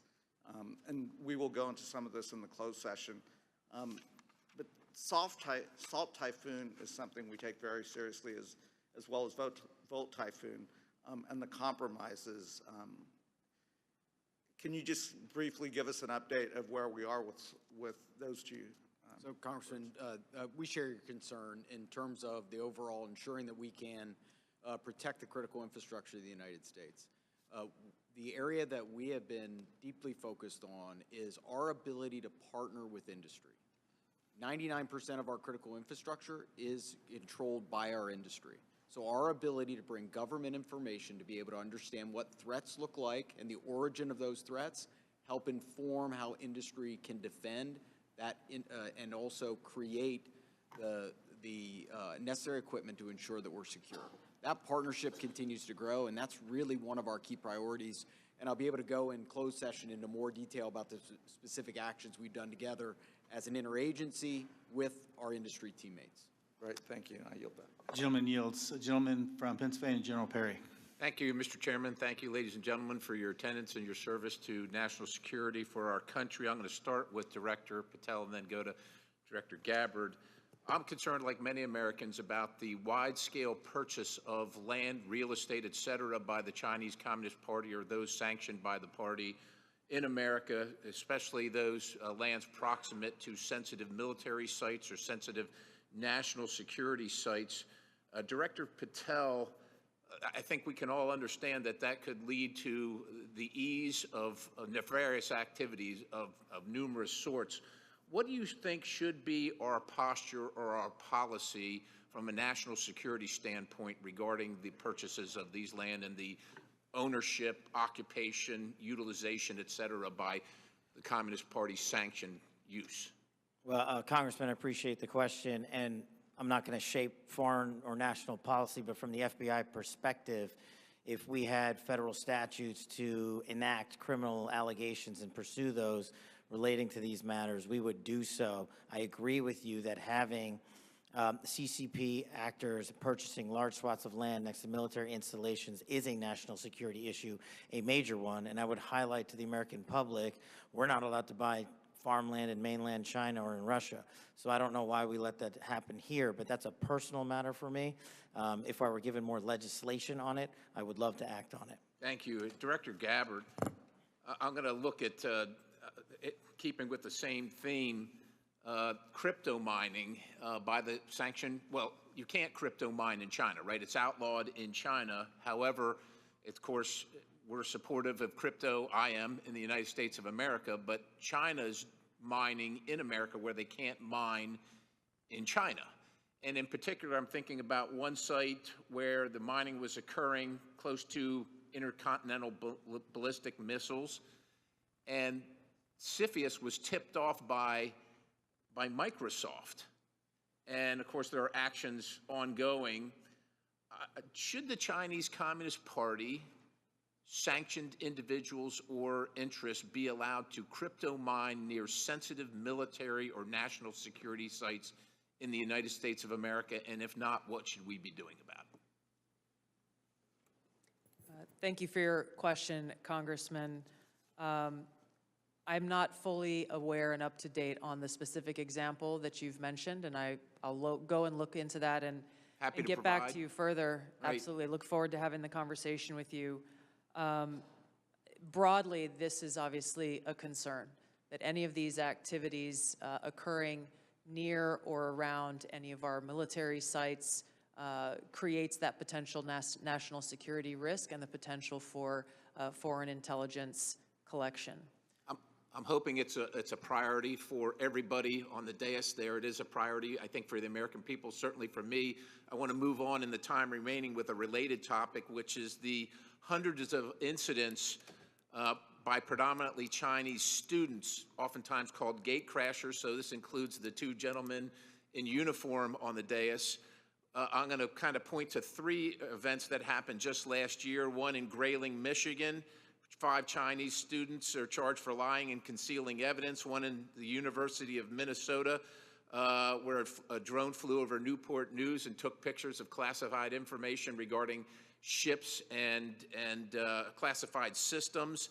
And then one at the University of Florida regarding the illicit acquisition and shipment of toxins, biomedical drugs, and research supplies to China. In these cases, or most of these cases, we encounter these people and then we release these people. As a matter of fact, in the case of Florida, apparently she found out that criminal charges were being prepared and she dropped out of school and her whereabouts remain unknown at this point. What should be our posture? Because we're trying to follow up after the fact. We're encountering these people, whether they're gate crashers or whether we catch them conducting this illicit activity. We try and prosecute. That takes a lot of man hours, as you know, Director Patel.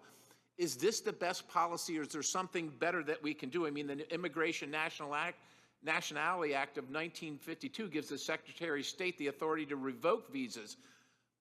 But should these people be allowed to come to this country in the first place is the question, and what should our posture be? Anybody? In terms of the visa issue, I know that the administration is working on a policy, but to directly answer your question, anybody who utilizes the student visa program to come to this country to conduct criminal activity should never be allowed in this country. And anyone that's doing it here in the United States of America from an FBI standpoint will be vigorously investigated and will use the expulsion or criminal process on them. I yield, Mr. Chairman. Gentleman yields. Ms. Plaskett. Thank you very much, Mr. Chairman, and good morning to the witnesses. First let me say that we do have to, in this committee, try as much as possible to remain nonpartisan as opposed to bipartisan. I can recall being that way when I was counsel on the House Ethics Committee, and it's a hard position to take.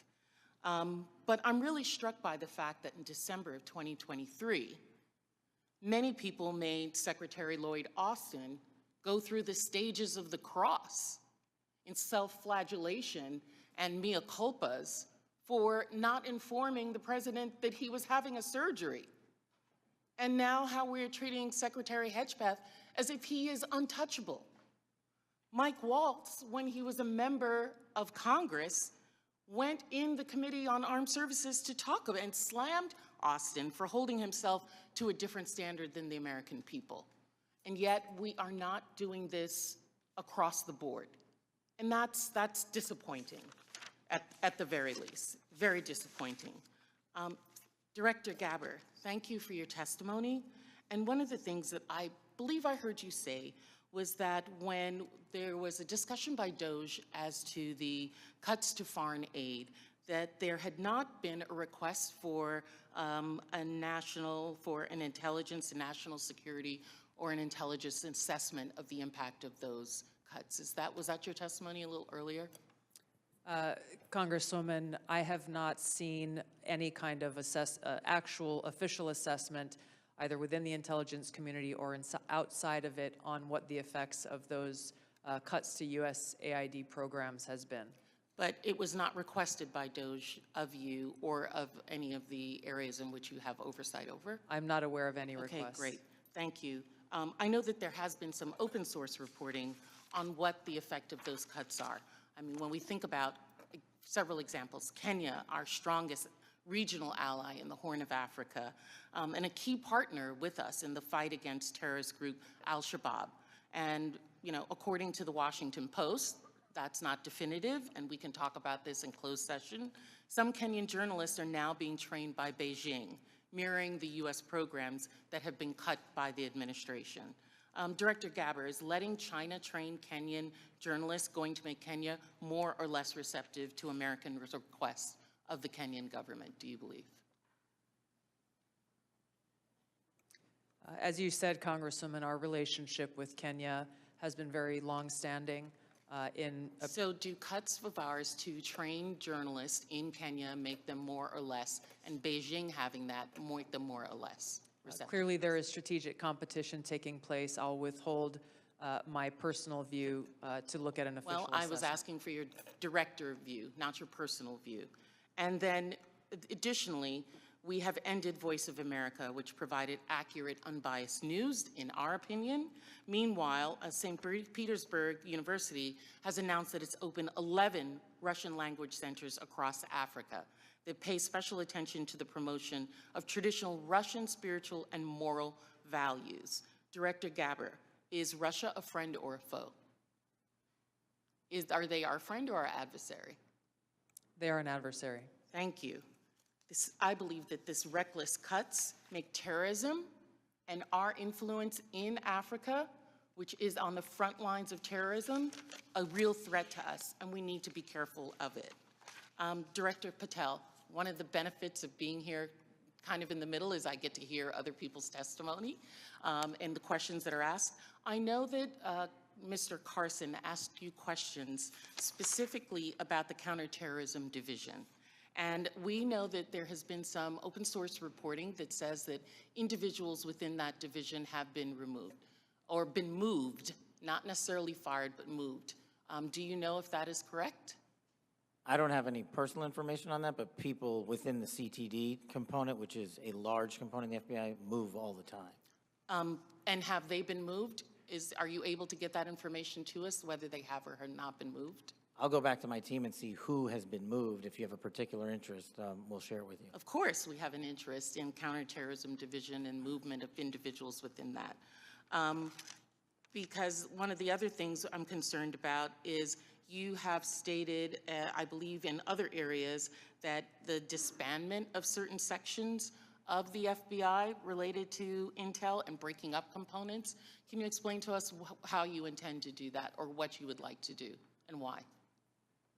My intention is to reprioritize counterintelligence authorities and cyber capabilities to focus on violent crime and national security, and that's what I'm doing. The gentlewoman's time has expired. Thank you. The gentlewoman from Missouri, Madam Ambassador, Ms. Wagner. Thank you, Mr. Chairman, and I thank all of you for being here and for your continued service to our country. Director Ratcliffe, you have repeatedly stated that China is our top national security threat, and I agree. What was the biggest gap in intelligence collection toward China during the previous administration? Good to see you, Congresswoman. I think our collection against China as a hard target in the prior administration was lacking in several areas. I would say primarily in human collection and also with regard to the processing of open source information relating to China. I think part of that relates, Congresswoman, to the policies of the prior administration about treating China as a pacing competitor, I think was the word, as opposed to an adversary. So one of the things in my focus as CIA director, which carried over from my time as DNI, in seeing all of our intelligence, seeing that China is our greatest geopolitical threat, and focusing the CIA specifically more directly in all areas of our collection on China as a hard target. Well, and I'm grateful to hear you say the words open source. So as I hope that all of you may be aware, I am honored to be the chair of the new Open Source Intelligence Subcommittee for HPSI. It is the first time this committee has focused specifically on an intelligence discipline, I'll say. We established this subcommittee because private companies, researchers, and most importantly, foreign adversaries, as we speak, are taking full advantage of the explosion of commercially available information. HPSI has taken a stance that OSINT, open source intelligence, should mature as a primary discipline on its own accord. Director Ratcliffe, your agency kind of produces the lion's share, I'd say, of OSINT. Do you agree, sir, that open source intelligence should mature to be a primary discipline? Absolutely agree. So as you know well, Congresswoman, the CIA is the functional manager for OSINT, just as we are the functional manager for HUMINT across the IC. And OSINT, open source intelligence, reaches, frankly, policymakers as the most cited material in the President's daily brief as part of a long list of tailored production that we do. By a large percentage. But also, as you know, and as you've pointed out, Congressman, until recently, one of the greatest weaknesses with regard to OSINT was that the collection was so large that it was daunting for use by mission partners across the IC. So the CIA's open source enterprise pioneered the use of AI to triage that collection as it comes in. And what that allows us to do is to summarize collection from over 225 languages into English and to put that in the hands of policymakers, again, showing that the CIA is focused on using technology to tackle some of the challenges to intelligence collection. There is so much innovation in technology in this, and the investments being made across the IC to purchase data, but it appears to be in silos, to be perfectly honest, and lacking maybe an integrated approach. I believe that that is because there, frankly, is no clear lead for OSINT in the IC. And as part of my oversight responsibilities, I plan to review the various ways in which the intelligence community buys commercially available information to determine if there is a more efficient, cost-effective approach, especially when it comes to the taxpayer's expense. Director Gabbard and then Director Ratcliffe, can you, and in my brief time, quickly share your thoughts on which agency should be the primary organization to manage OSINT and why? Thank you, Congressman, and thank you for your leadership in this area. I look forward to following up with you in detail, but the Office of Director of National Intelligence is tackling exactly the problem that you've identified, that we have multiple elements across the intelligence community essentially wasting taxpayer dollars by contracting separately to get after the same collection of OSINT and commercially available intelligence. So this is something we're actively working on and look forward to working with you. And do you agree with Director Ratcliffe that this should be a key discipline? Yes, I do. Thank you. My time's expired, Mr. Chairman. I yield back. The gentleman yields. Mr. Gomez. Thank you, Mr. Chairman. So I want to make a few things clear before we move on to other questions regarding the Signal chat. Director Gabbard, yesterday before the Senate Intelligence Committee, specifically when answering Senator Kelly, you repeatedly said you did not recall any discussion in the Houthi PC small group discussing operational details, strike targets, the type of vehicles and military units involved, or the timing and order of strikes. Do you stand by your testimony from yesterday that you do not recall any of the discussions regarding this type of classified information? Yes or no?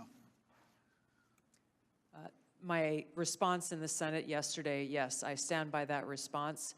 Obviously, the release of the screenshots that came from that chat group today were a refresher on what happened. As I said earlier, I was not involved with that portion of the chat, so it did not come to my recollection yesterday. Thank you. So I take that as you stand by your do not recall yesterday stance when you're asked those questions. You've been in office 43 days. Director Ratcliffe has been in office 62 days. This was considered the first major military operation using lethal force of the Trump administration. Was this the first, this was probably the first time that you've been involved with a discussion like this on a thread. It was not discussing, you were not on a group chat discussing where we're going to go for lunch. You're discussing putting men and women of the armed services in harm's way. That's a major decision. So, and when did that happen? 10 days ago? Okay, I'll answer that. It happened 10 days ago. Here's the point. Like something of this magnitude, it's something that you would not forget. It's something that most people, if you're taking this job so seriously, that you would not forget. I mean, since I've been on this committee, there's been days that I have woken up in the middle of the night from the things I've learned in SCIF. So deciding to use military force is something hard to imagine. So the do not recall doesn't pass the smell test. It makes it's unbelievable that was the case. So that's what the American people don't understand.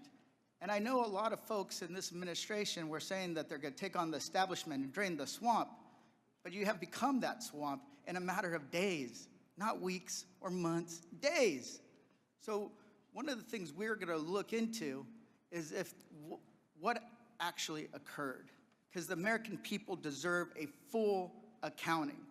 Additionally, the main person who was involved in this thread that a lot of people want to talk to is Secretary of Defense Hegseth.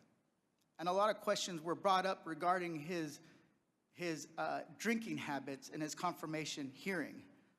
To your knowledge, do you know whether Pete Hegseth had been drinking before he leaked classified information? I don't have any knowledge of Secretary Hegseth's personal habits. Director Radcliffe, same question. Yes or no? You know, no, I'm going to answer that. I think that's an offensive line of questioning. The answer is no. I find it interesting that you want to. I'm going to answer. You asked me a question. Do you want an answer? No, listen. You don't want to focus on the good work that the CIA is doing, that the intelligence community. Director, I reclaim my time. Director, I reclaim my time. Here, I have huge respect for the CIA, huge respect for our men and women in uniform. But this was a question that's on the top of minds of every American, right? He stood in front of a podium in Europe holding a drink. So of course, we want to know if his performance is compromised. If people were asking if the General Austin was compromised because of a heart issue, was his performance compromised because of a successful strike? I yield back. I bring my, you want to know, you want to talk about accepting responsibility? Do you think you should accept responsibility for a successful strike to make Americans safer? You want to focus on. I reclaim my time. So here's the thing. This is serious. As somebody, we've been briefed in this committee about using Signal. One of the things they basically said, the most secure phone call, the least secure text messaging. And we know that your people are Russians, Chinese are on your phone. Gentleman's time's expired. Gentleman from Virginia, Mr. Klein. Thank you, Mr. Chairman. I'm going to give the director the ability to respond without being interrupted by his questioner. I appreciate that, Congressman. I guess, you know, just a general reflection here, again, that for the last 2 days, members of the intelligence community have been asking questions about a Signal messaging group and not asking questions from Democrats either in the Senate or the House on China, Russia, Iran, and the real threats that are going on to the United States. And you can say that you care about the good work that agencies are doing like the CIA and that you care about 140 stars on the wall. But no one's asked me about my second day on the job here, where I lit the fuse that led to a foreign government participating with us to capture one of the senior planners of the Abbey Gate bombing that killed 13 Americans. And in the process, we worked with a government that previously hadn't, that hadn't cooperated with us on counterterrorism matters. Or the fact no one has focused on that within an hour of that taking place, I was on the phone with Director Patel and a few hours later with Attorney General Bondi, working together, the IC and the FBI working together to bring this person home in less than a week, unprecedented success for the intelligence community and the law enforcement community. Exactly representative of the kind of work that we should be doing and the kind of work that an oversight committee should be asking about. But instead, we're getting questions about whether or not someone has drinking habits. And, you know, I just wish in an annual threats hearing where the American people want to hear about threats, that's what we would be talking about. Thanks for the opportunity to clarify. Absolutely, Director. I want to thank you and all the people who work with you and all the witnesses and the men and women, the brave men and women who are putting their lives on the line each and every day for this country. And to the military as well, we are grateful and we recognize the sacrifice and dedication. Director Ratcliffe, you talked about China being our top national security threat, and I want to go to what really is the most active and persistent threat. It's related to cyber. It's related to the People's Republic of China cyber activities, Volt Typhoon, Flax Typhoon, Salt Typhoon, targeting U.S. critical infrastructure, targeting critical infrastructure overseas, compromising U.S. telecommunication companies, and I want to ask Director Gabbard, there are also regular compromises of government networks in the defense intelligence base. The Chinese are acting with impunity and targeting the United States. Clearly, the last administration had no effective deterrent strategy. Considering a whole-of-government approach to leverage legal export control, trade, and other levers, is there more that the U.S. can be doing to deter China's cyber aggression? Thank you, Congressman, for your question. In short, the answer is yes. Much of that relies on our intergovernmental planning and operations, but also very closely integrating with our private sector partners. This is essential for us to be able to harden our own cyber infrastructure, our own critical infrastructure, and to look at what our capabilities, both defensive and offensive, are and how those should be used. If I may, Congressman, I'd just like to address Congressman Gomez's maligning of my reputation and not giving me the opportunity even to respond to his accusations. What occurred in that signal chat was an update to National Security Cabinet members that was also issued around the same time as updates to our foreign partners and allies in the region. There were no sources, methods, locations, or names of targets that were included in that chat. The decision to conduct this operation had been made long before that conversation took place. I do take my responsibility very seriously and played an integral role in providing the intelligence community's assessments that led to the ultimate decision by the President to conduct an operation, which, by the way, was very successful and continues to be very successful. I was traveling at the time, and I was not playing a very specific role, as these chats reflect, in much of the conversation that took place there. Secretary Hegseth, in my experience, has continued to operate in the way that President Trump's confidence in him inspires, which is in the best interests of the American people and our war fighters and ensuring our national security. I think it's wrong to impugn him, especially at a point where he is not here to defend his own honor. Thank you, Congressman. I agree with your assessment and support for the Secretary, and I yield back. Gentleman yields. Ms. Houlihan. Thank you for the time, and I struggle, and if you look at my notes, I've changed my mind about 1,000,000 times what I'd like to talk about. I'd like to first start with Director Ratcliffe. I find it offensive for you to accuse me as a Democrat of not caring about national threats.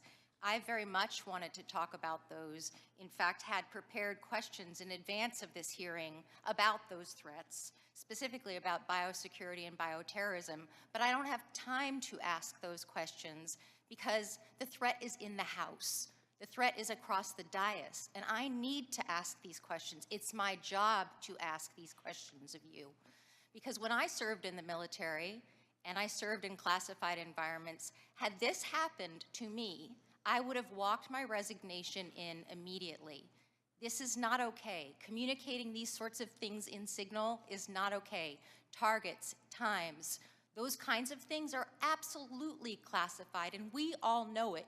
I know it, these people know it, you all know it. And the fact that we're having to have these conversations now means that I can't ask the questions that I need to ask about things like bioterrorism and biosecurity. And so I'd like to put you in check as well, sir, because you can't assume who I am any more than I can assume who you are, sir. I would like to move my questions, however, over to Director Gabbard, because you are the DNI. You do have an obligation and a responsibility. I'm going to speak to you specifically about the fact that you have spent much of your 40 days talking about the importance of making sure that we don't reveal classified information, making sure that we don't leak information. You're a former battalion commander in the Army. I don't think that you would have necessarily appreciated the kind of leaking of information that I believe absolutely did happen in this signal channel and is worthy of a further investigation.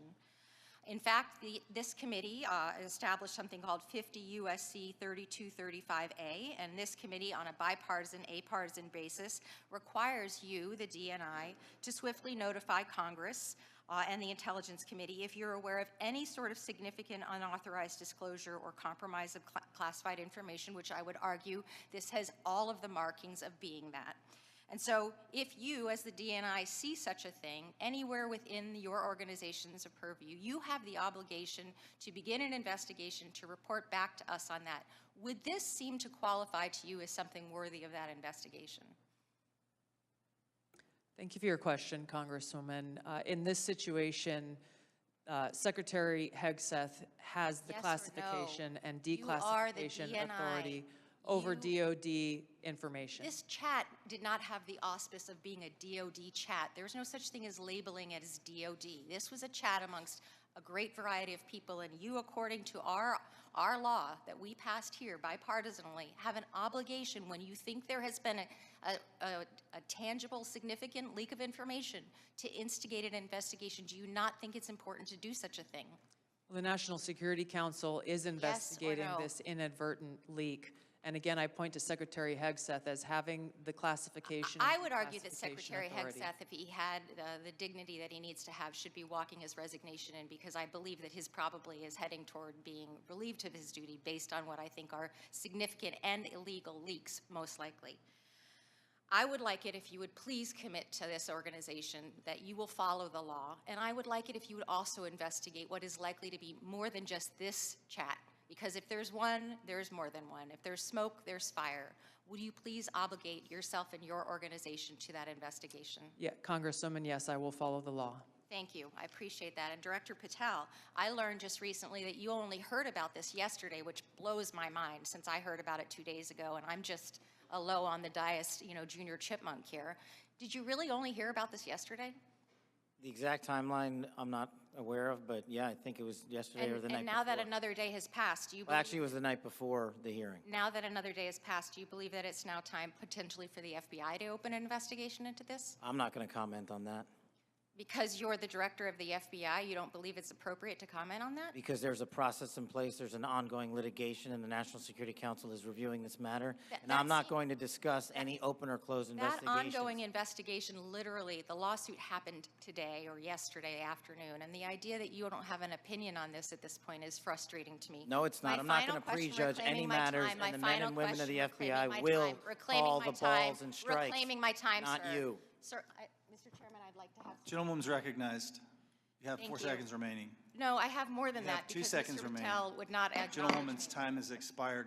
Mr. Stubbe. Thank you, Mr. Chairman. Director Gabbard, were there any sources described in the signal chat? No, Congressman. Were there any methods described in the signal chat? No. Were there any locations? No. Therefore, due to the fact that there were no sources, no methods, nor locations described in the signal chat, it does not make the discussion classified. Is that correct? That is up to the Secretary of Defense determination. The Democrats are obviously making the assertions that what was in the signal chat was classified and claiming that Secretary Hegseth put this war plan out to the world, which he clearly did not. Were there any names in the signal chat? No. Any targets? No. Any locations? No. Was there a unit name or location of that unit? There was not. Were there any routes described in the signal chat? No. Wouldn't an operational plan contain that type of information? Every operational plan I've ever seen has contained that information. Thank you. Shifting to the real threats to America, the southern border. Due to the previous administration's open border policies, they allowed over 10 million illegals into our country. And during that time, there was 1,511 terrorist-related encounters at land border ports of entry, according to CBP. As someone who fought in the war on terror, I find this deeply offensive that the previous administration would sacrifice the security and safety of the American people in the manner in which they allowed terrorists, criminals, and rapists into our country. In your testimony, you state, and I quote, "Based on the latest reporting available for a year-long period ending October 2024, cartels were largely responsible for the deaths of more than 54,000 U.S. citizens from synthetic opioids. A lot of those citizens are from my home state of Florida. Cartels, narco-terrorists, and other violent transnational criminal organizations have violated the territorial integrity and sovereignty of the United States and have also fueled human trafficking and the opioid epidemic that many of my fellow Floridians have witnessed for far too long. I applaud President Trump and his swift decision to designate the narco-terrorists and Mexican cartels as foreign terrorist organizations, and I want to thank each of you for making this a priority to fight against Mexican cartels, traffickers, narco-terrorists that have been responsible for killing hundreds of thousands of Americans. For every narco-terrorist and cartel member violating our sovereignty, poisoning the American people with fentanyl and other illicit opioids, know this: your days are numbered, and know that the full force of the U.S. government will soon address your atrocities once and for all. Director Patel, it's no secret that there is a growing presence of Mexican cartels operating fentanyl synthesis labs just over our border. Just last year, the CBP estimates that more than 21,000 pounds of fentanyl was seized at our borders. That is enough to kill more than twice the population of the world, of our country. What actions are you taking to strengthen the FBI's fight against illicit fentanyl within our borders? Thank you, Congressman. It's good to see you. We have made it a priority at the FBI because fentanyl and illegal narcotics kill an American citizen every 7 minutes. That is a national security crisis, not just at the southern border, but at the northern border. And the Mexican cartels, along with their illicit partners in the CCP and other adversarial countries that are doing harm, are not just taking the fight down south, but they're bringing it up north. So we need to be more vigilant as to what's coming in through our northern border as well. Known and suspected terrorists are flowing in through our northern border more than they are our southern border, I would say, because of the successes we've had in closing the southern border. But when it comes to specifically to fentanyl, we are making, to date, since January 20th, 383 kilograms of seizures of illegal fentanyl, which is enough to kill 29 million Americans. And other than enhancing border security measures, what would be the most worthwhile action the United States could take to eliminate the cartels and stop the flow of illicit fentanyl? I got one answer for you. They're making the precursors in mainland China, and we don't have the authorities to go after that fight there, and we need to take it head on, because without the chemicals and precursors, there is no fentanyl, and they are moving that material around the world and into the United States too freely. Director Gabbard, I'd like to reemphasize the threat that our adversaries are exploiting via fentanyl and other illicit drugs that are entering our country through the border and poisoning millions of Americans nationwide. It's essential that all components of our national security apparatus are united in their efforts to protect the American people and our communities from such harm. Is there any reason to believe that the Mexican government isn't doing enough to finally eradicate the cartels and other transnational criminal organizations operating just over the border?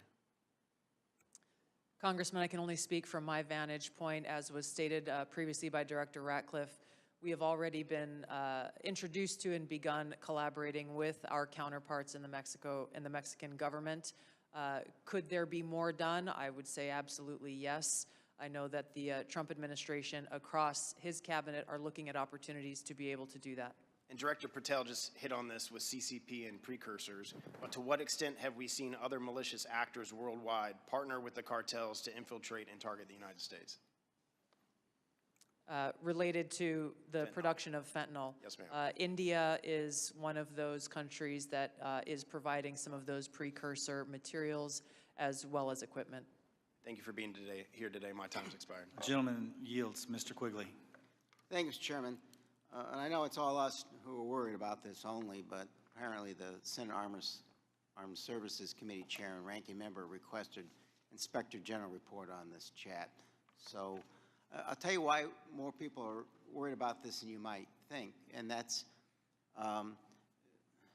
Director Gabbard, your position was created post 9/11 because of the horrible intel failure that took place there where we weren't sharing information. It wasn't adequately shared within the community and between our allies. We have to believe that our allies look at this as a colossal mistake and or at least hesitate to a certain extent, wanting to share sensitive information with us that keeps us safe because they're worried about their sources and methods as well. Wouldn't you be at least somewhat concerned that our allies would look at this and say, that wasn't the perfect way to communicate? Congressman, thank you for the question. If that information that was put out in the chat by the Secretary of Defense had included specific sources and methods and targets and names, then the answer would be yes, but that was not the case. Let me stop you there because there's such a limited time. Generals, look, you're here because you got tough spots, so I have to put you on the spots. You're passing information like this just within your agency, and you know that it's going to include, we are go for mission launch, Houthis, sea lanes, the information about the weapon systems. That gets to the Houthi military commanders. Doesn't it make you think they're at least going to say duck? Thank you for the opportunity to weigh in on the issue. Yes, if we were collecting this on our adversaries and we're able to get this information as was asked of General Hawk earlier, we would consider that classified, but it's classified under the collection piece. The data that we're talking about here is the operational data, not the intelligence data. Respectfully, sir, just because we have limited time. Secretaries. The Houthis military leader is going to duck when he hears this, or he's going to take some action, or he's going to try to shoot our planes down, right? If he has actionable intelligence, he will certainly use that. I'm talking about this intelligence. You don't think he can figure out? Houthis is mentioned a couple times, sea lanes. They show the weapon system. At least it's a credible warning to him. I would offer the Houthis' defensive position has been constant since the 15th of March. All right. General, I'll just take a whack at it. You're the Houthis' military leader. You get this information passed on to you. It doesn't make you at least take warning? I would, Congressman, I think from the Houthis' perspective, they do have air defense equipment, and they would be able to detect aircraft when they're entered into the Red Sea, and certainly when we have our intelligence aircraft operating over top their country. They'd be able to detect that activity. But being forewarned is extraordinarily important. I'll take another stab at it. If just language like this in a different context, okay? But just within your department, sir, your people are passing this information. Do you advise them maybe they don't use Signal on this? Are there other forms? Obviously, they're going to be more secure. What I would offer is the data that we would be passing would be the full target packages and the full set of operational information. Okay, but even if it was just this, do you really want to give the possibilities that they could be breached, hacked, and they would get this information? Wouldn't you, even with just this, sir, respectfully, wouldn't you want to use a more secure means of communicating? I think what I would offer are two things, and hopefully they're helpful to you. One of them would be, in addition to that full package that we would talk about, when the Secretary extracted individual details from that and provided those on Signal, whether individually or in aggregate, that is his decision of what is classified and what is not from an operational aspect. And that's probably the most important relevant piece to there, and I would echo what we've said before. It's the Secretary's authority for the just give me, there's more secure ways of communicating any of this, right? There are, and our adversaries have General, there are, right? To intercept. There's much more secure means that you use, even if you don't think that this is, or you don't want to stick your head out on it. What I would say is the full packages were transmitted within classified, within traditional classified. But this could have been transmitted in a classified way as well. Thank you. Gentleman's time has expired. The gentleman from Arkansas, the distinguished chair of the Financial Services Committee, Mr. Hill, is recognized. Thank you, Mr. Chairman. And let me say, Director Gabbard and Director Radcliffe, it's so great to have you back in the Longworth House Office building. The food's the same, but you're welcome anytime. Director Ratcliffe, you know, we've served for 10 years together. I'm certainly aware of your extraordinary service at the DNI and here in Congress. And I just have a couple of follow-up questions on this topic of the Signal chat. Were there any war plans distributed in that Signal chat? No, Congressman. And were sources and methods that would compromise our intelligence system or your agents in the field around the world, were they discussed on the Signal chat? No. I appreciate that. I just think that's an important thing to have on the record. Director Patel, I co-chair the Americans Wrongfully Detained American Hostage Task Force here in the House, and I just in fact left Tigran Gambaryan, a former FBI official who I helped get out of prison in Nigeria last year. I just left him a few minutes ago. You've you know this issue very, very well, and President Trump's made such a commitment to bring Americans home. There's some 30 Americans still wrongfully detained or held hostage abroad. Is the FBI committing to work through its officials in our embassies around the world to bring those Americans home? Thank you, Congressman. And as you know from my prior service in the prior administration, President Trump brought home over 50 hostages and detainees worldwide, and that effort is being redoubled now until every single American is home. And the FBI, from my perspective, has been given a directive that any wrongfully detained or captured person overseas is a priority to bring back. We're so grateful to the President for making this a priority. We don't want our citizens that hold a blue passport to suddenly be a target in all their interactions around the world. That's wrong, and I'm glad President Trump's made it a priority. I look forward to working with you on that. Since November of 2023, I've been pursuing aggressively in this committee the U.S. government's policies and procedures for handling border encounters, specifically known or suspected terrorists. To quote former FBI directors, testimony before the Senate, they're blinking lights everywhere of concern. But despite my numerous attempts, including multiple briefing requests, letters, legislative provisions, a GAO report requested, the prior administration refused to provide requested information and data on what the public now knows was a very dangerous situation along the U.S. borders that President Trump now has as a priority of fixing. In January 2024, there were 176,000 encounters along the southern border, with 51,000 occurring at ports of entry and 124,000 between ports of entry. Comparing that to the work just in the first few weeks of the Trump administration, total encounters are down to 61,000 along the border, with 32 at ports of entry and 29,000 between ports of entry. For the record, that's a 60% reduction. Director Patel, since President Trump took office in January, as we've seen these plummeting border encounter numbers, has the country seen a drop in known or suspected terrorist encounters at the border? Thank you, Congressman. It's one of the issues I really wanted to address today. And I think the country deserves to know that known or suspected terrorists, KSTs, are coming in with much less frequency at the southern border. In fact, if my information is correct, 2 since January 20th. And they are coming in with much greater frequency in the northern border, and since January 20th, that number is 34. And those metrics carry out over the last year in terms of ratio. So what it tells me is that known or suspected terrorists, the individuals that want to do the most harm to this country, are utilizing the northern border, and we got to refocus assets up there. Yeah, which I think is good. And I'm glad the prior administration did declassify the ISIS arrests in Philadelphia and did declassify the a citizen that was coming across the northern border to do harm on Election Day. That's good, but we have much more to do. And Director Gabbard, I need your help working with your colleagues here.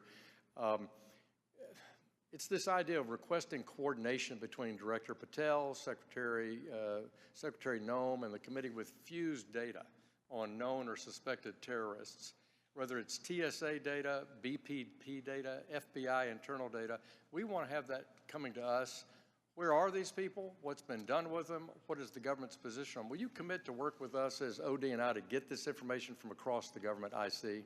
Absolutely, Congressman. And as you know, our National Counterterrorism Center was really created to fulfill exactly that task, so that we're not dealing with multiple vetting systems that are coming up with different results, that we have this central vetting database to be able to identify those known or suspected terrorists who may be trying to come into our country, or who may be one of the tens of millions who illegally crossed into our border may have come into our country during the last 4 years. We look forward to working with you. Thank you for your answers, and I yield back. Gentleman yields. Ms. Tinney.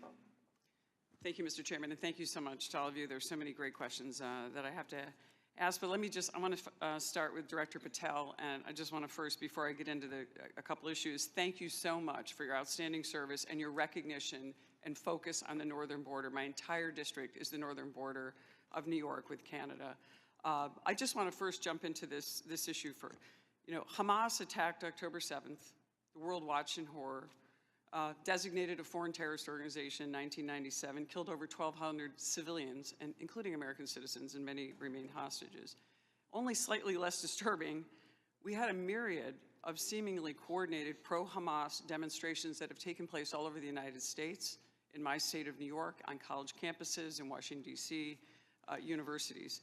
Director Patel, does the FBI have any open investigations into the organization, the leadership, and the funding of these pro-Hamas demonstrations with students such as, and groups such as Students for Justice in Palestine?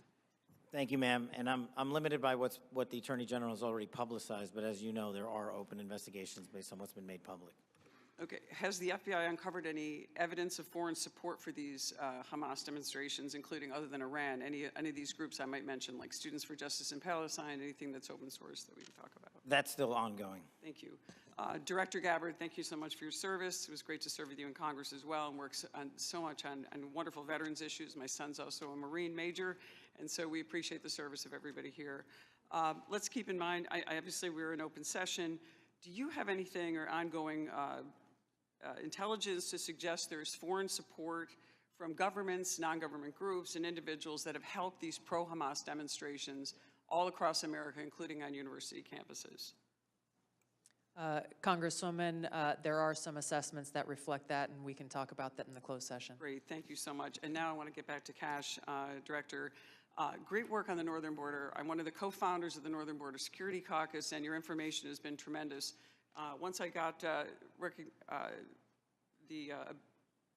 district that I represent now, this sprawling, long district, the entire northern border is Canada. And as you say, 358 suspects on the terror watch list. Almost 90% of the suspects on the terror watch list are coming across our northern border. I'd love to talk to you. What is the FBI doing specifically dealing with this northern border? And what access point are you, who are you working with? Is there a way that we have got a way to handle this with the foreign terror threats? And I say this in light of my district specifically, where New York State, led by Democrats, by the way, is notorious for their unwillingness to work with law enforcement. Under Governor Cuomo, we cut off the ability. I know Congressman Quigley talked about working together after 9/11. The state hit hardest by 9/11. And Governor Cuomo put in a law that prohibited law enforcement from working together in 2019. What are we doing so we can work with New York, the government and others, to make sure that this doesn't happen across our New York northern border? Well, one, and this is out of my lane, but what we need to be doing is working with the Canadian government because they sit on top of our northern border. We do have the problem of tyranny of distance and sheer geography as compared to the southern border, but when we were told that the Mexican government would not work with us, we overcame that hurdle, and we've seen the immediate results, as I highlighted to your colleague, about northern border contacts with KSTs versus the southern border. The other thing we can be doing is working across every northern border state who has a geographic border with Canada and their local and state affiliates, which we are doing at the FBI, but it is such a vast enterprise that we would need a huge increase in resources to cover down on that the way we do in Mexico.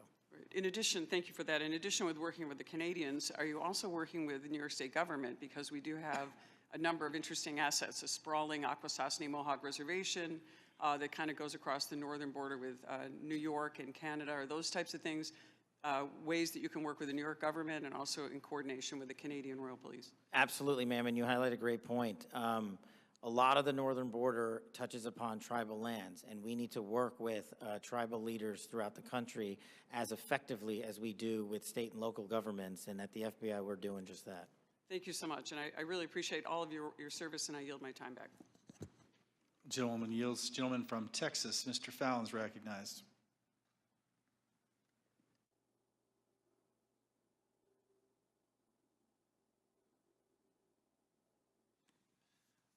Thank you, Mr. Chairman. I appreciate it. Director Patel, many of us had grown, increasingly alarmed at the sheer number of foreign nationals we're seeing caught spying on our critical infrastructure or, near sensitive sites in the country. One example is a Chinese national who was flying a drone, allegedly flying a drone over Vandenberg and taking pictures of the base. He was arrested in the San Francisco airport not that long after. Director Patel, would you agree that the two most dangerous nation states to our homeland and our interests are China and Russia? Yes, Congressman. So it would stand to reason that we should pay particular attention when foreign nationals from these two countries, who we've already established are the greatest threats to our country now and in the future, when they try to sneak into our country illegally. Absolutely, sir. Can you speak on the illegal migration we see from Russia and China and the differences that we saw from the first Trump administration to the Biden administration? Well, one, the problem you have when you have an effective resolution to that set of issues is that the enemy adapts. And what they've done is utilize, as we were just discussing with your colleague, the northern border to shift their resources and affiliations to pour in known or suspected terrorists through the northern border. They haven't stopped through the southern border. They just know that we are setting up a pretty monumental effort down there to stop any known or suspected terrorists from entering the country. But the thing is, the Chinese, the Russians, Iranians, and other adversaries are utilizing their partners, just like they are doing in terms of how they move illicit fentanyl precursors into this country. They're moving humans in the same fashion, and we need to treat it as such. Did you see an increase from the first Trump administration to the Biden administration on Russian and Chinese nationals crossing the border? Did it increase or decrease? Yes, actually, so the PRC nationals crossing the southern border from 22 to 25 was 178,000. And I don't have the number for the northern border, sir, but I'll get that to you. So, what we found was that there was actually a market increase, alarming, with the Chinese illegal migration increasing 527% all in, and Russian 2,400%. And if just 1/10 of 1%, some tiny fraction, 1/10 of 1% are actually asset sleeper agents loyal to Moscow or Beijing, they could wreak havoc and mayhem in a free and open society. It's very dangerous. And then those are the ones we know about. What about the ones that snuck across and we never found them? The unknown gotaways, if you will. So, Director Patel, there's also great concern about the increasing number of counterintelligence threats that are penetrating all levels and branches of government, both local, state, and federal. The number of elected and appointed officials willing to betray this country is becoming increasingly pervasive. Last year, we saw a former senior aide in the New York governor's office, Linda Sun, and her husband, Chris Hu, indicted on charges of money laundering and acting as foreign agents to the People's Republic of China. Ms. Sun used her position to block Taiwanese representatives from access to New York State officials. Instead, we're rolling out the red carpet for those PRC officials to have those meetings. I mean, that's some scary stuff. So when we have someone like Sue Terry, who also worked covertly spying on Korea while working simultaneously with various think tanks, and she had been national security official, and she'd worked for the CIA and the National Security Council. And because of her job, members of Congress and their staffs had access to these Korean intelligence officials, and she was paid with, thousands of dollars in luxury gifts. But Director Patel, I get that these investigations are ongoing and sensitive. But to the extent that you can, could you please briefly highlight the severity of these counterintelligence threats, including a rough estimate of the number of open counterintelligence cases that are pending? We have many, and I'll get you the exact number, sir, in closed session. But what it highlights is that the enemy is not relenting. They're actually doubling down and tripling down on their efforts, and there's no sector in government that they won't go to and try to infiltrate and penetrate access and turn people in this country against our own nation. So that is a national security threat of our time, as is the terrorism threat and as is the fentanyl threat. It needs to be treated as such equally, and at the FBI we're doing that. Thank you. And Director Patel, will you commit to providing this committee with classified briefing on the severity, the FBI processes and procedures, including defensive briefings related to counterintelligence threats involving elected and or appointed officials? For defensive briefings, Congressman, I commit to you that the FBI will give you everything we have in our holdings. I can't comment on other people's. Thank you. And Mr. Chairman, I want to thank all the witnesses for being here, particularly Mr. John Ratcliffe, Congressional District Force as well. I yield back. Gentleman yields.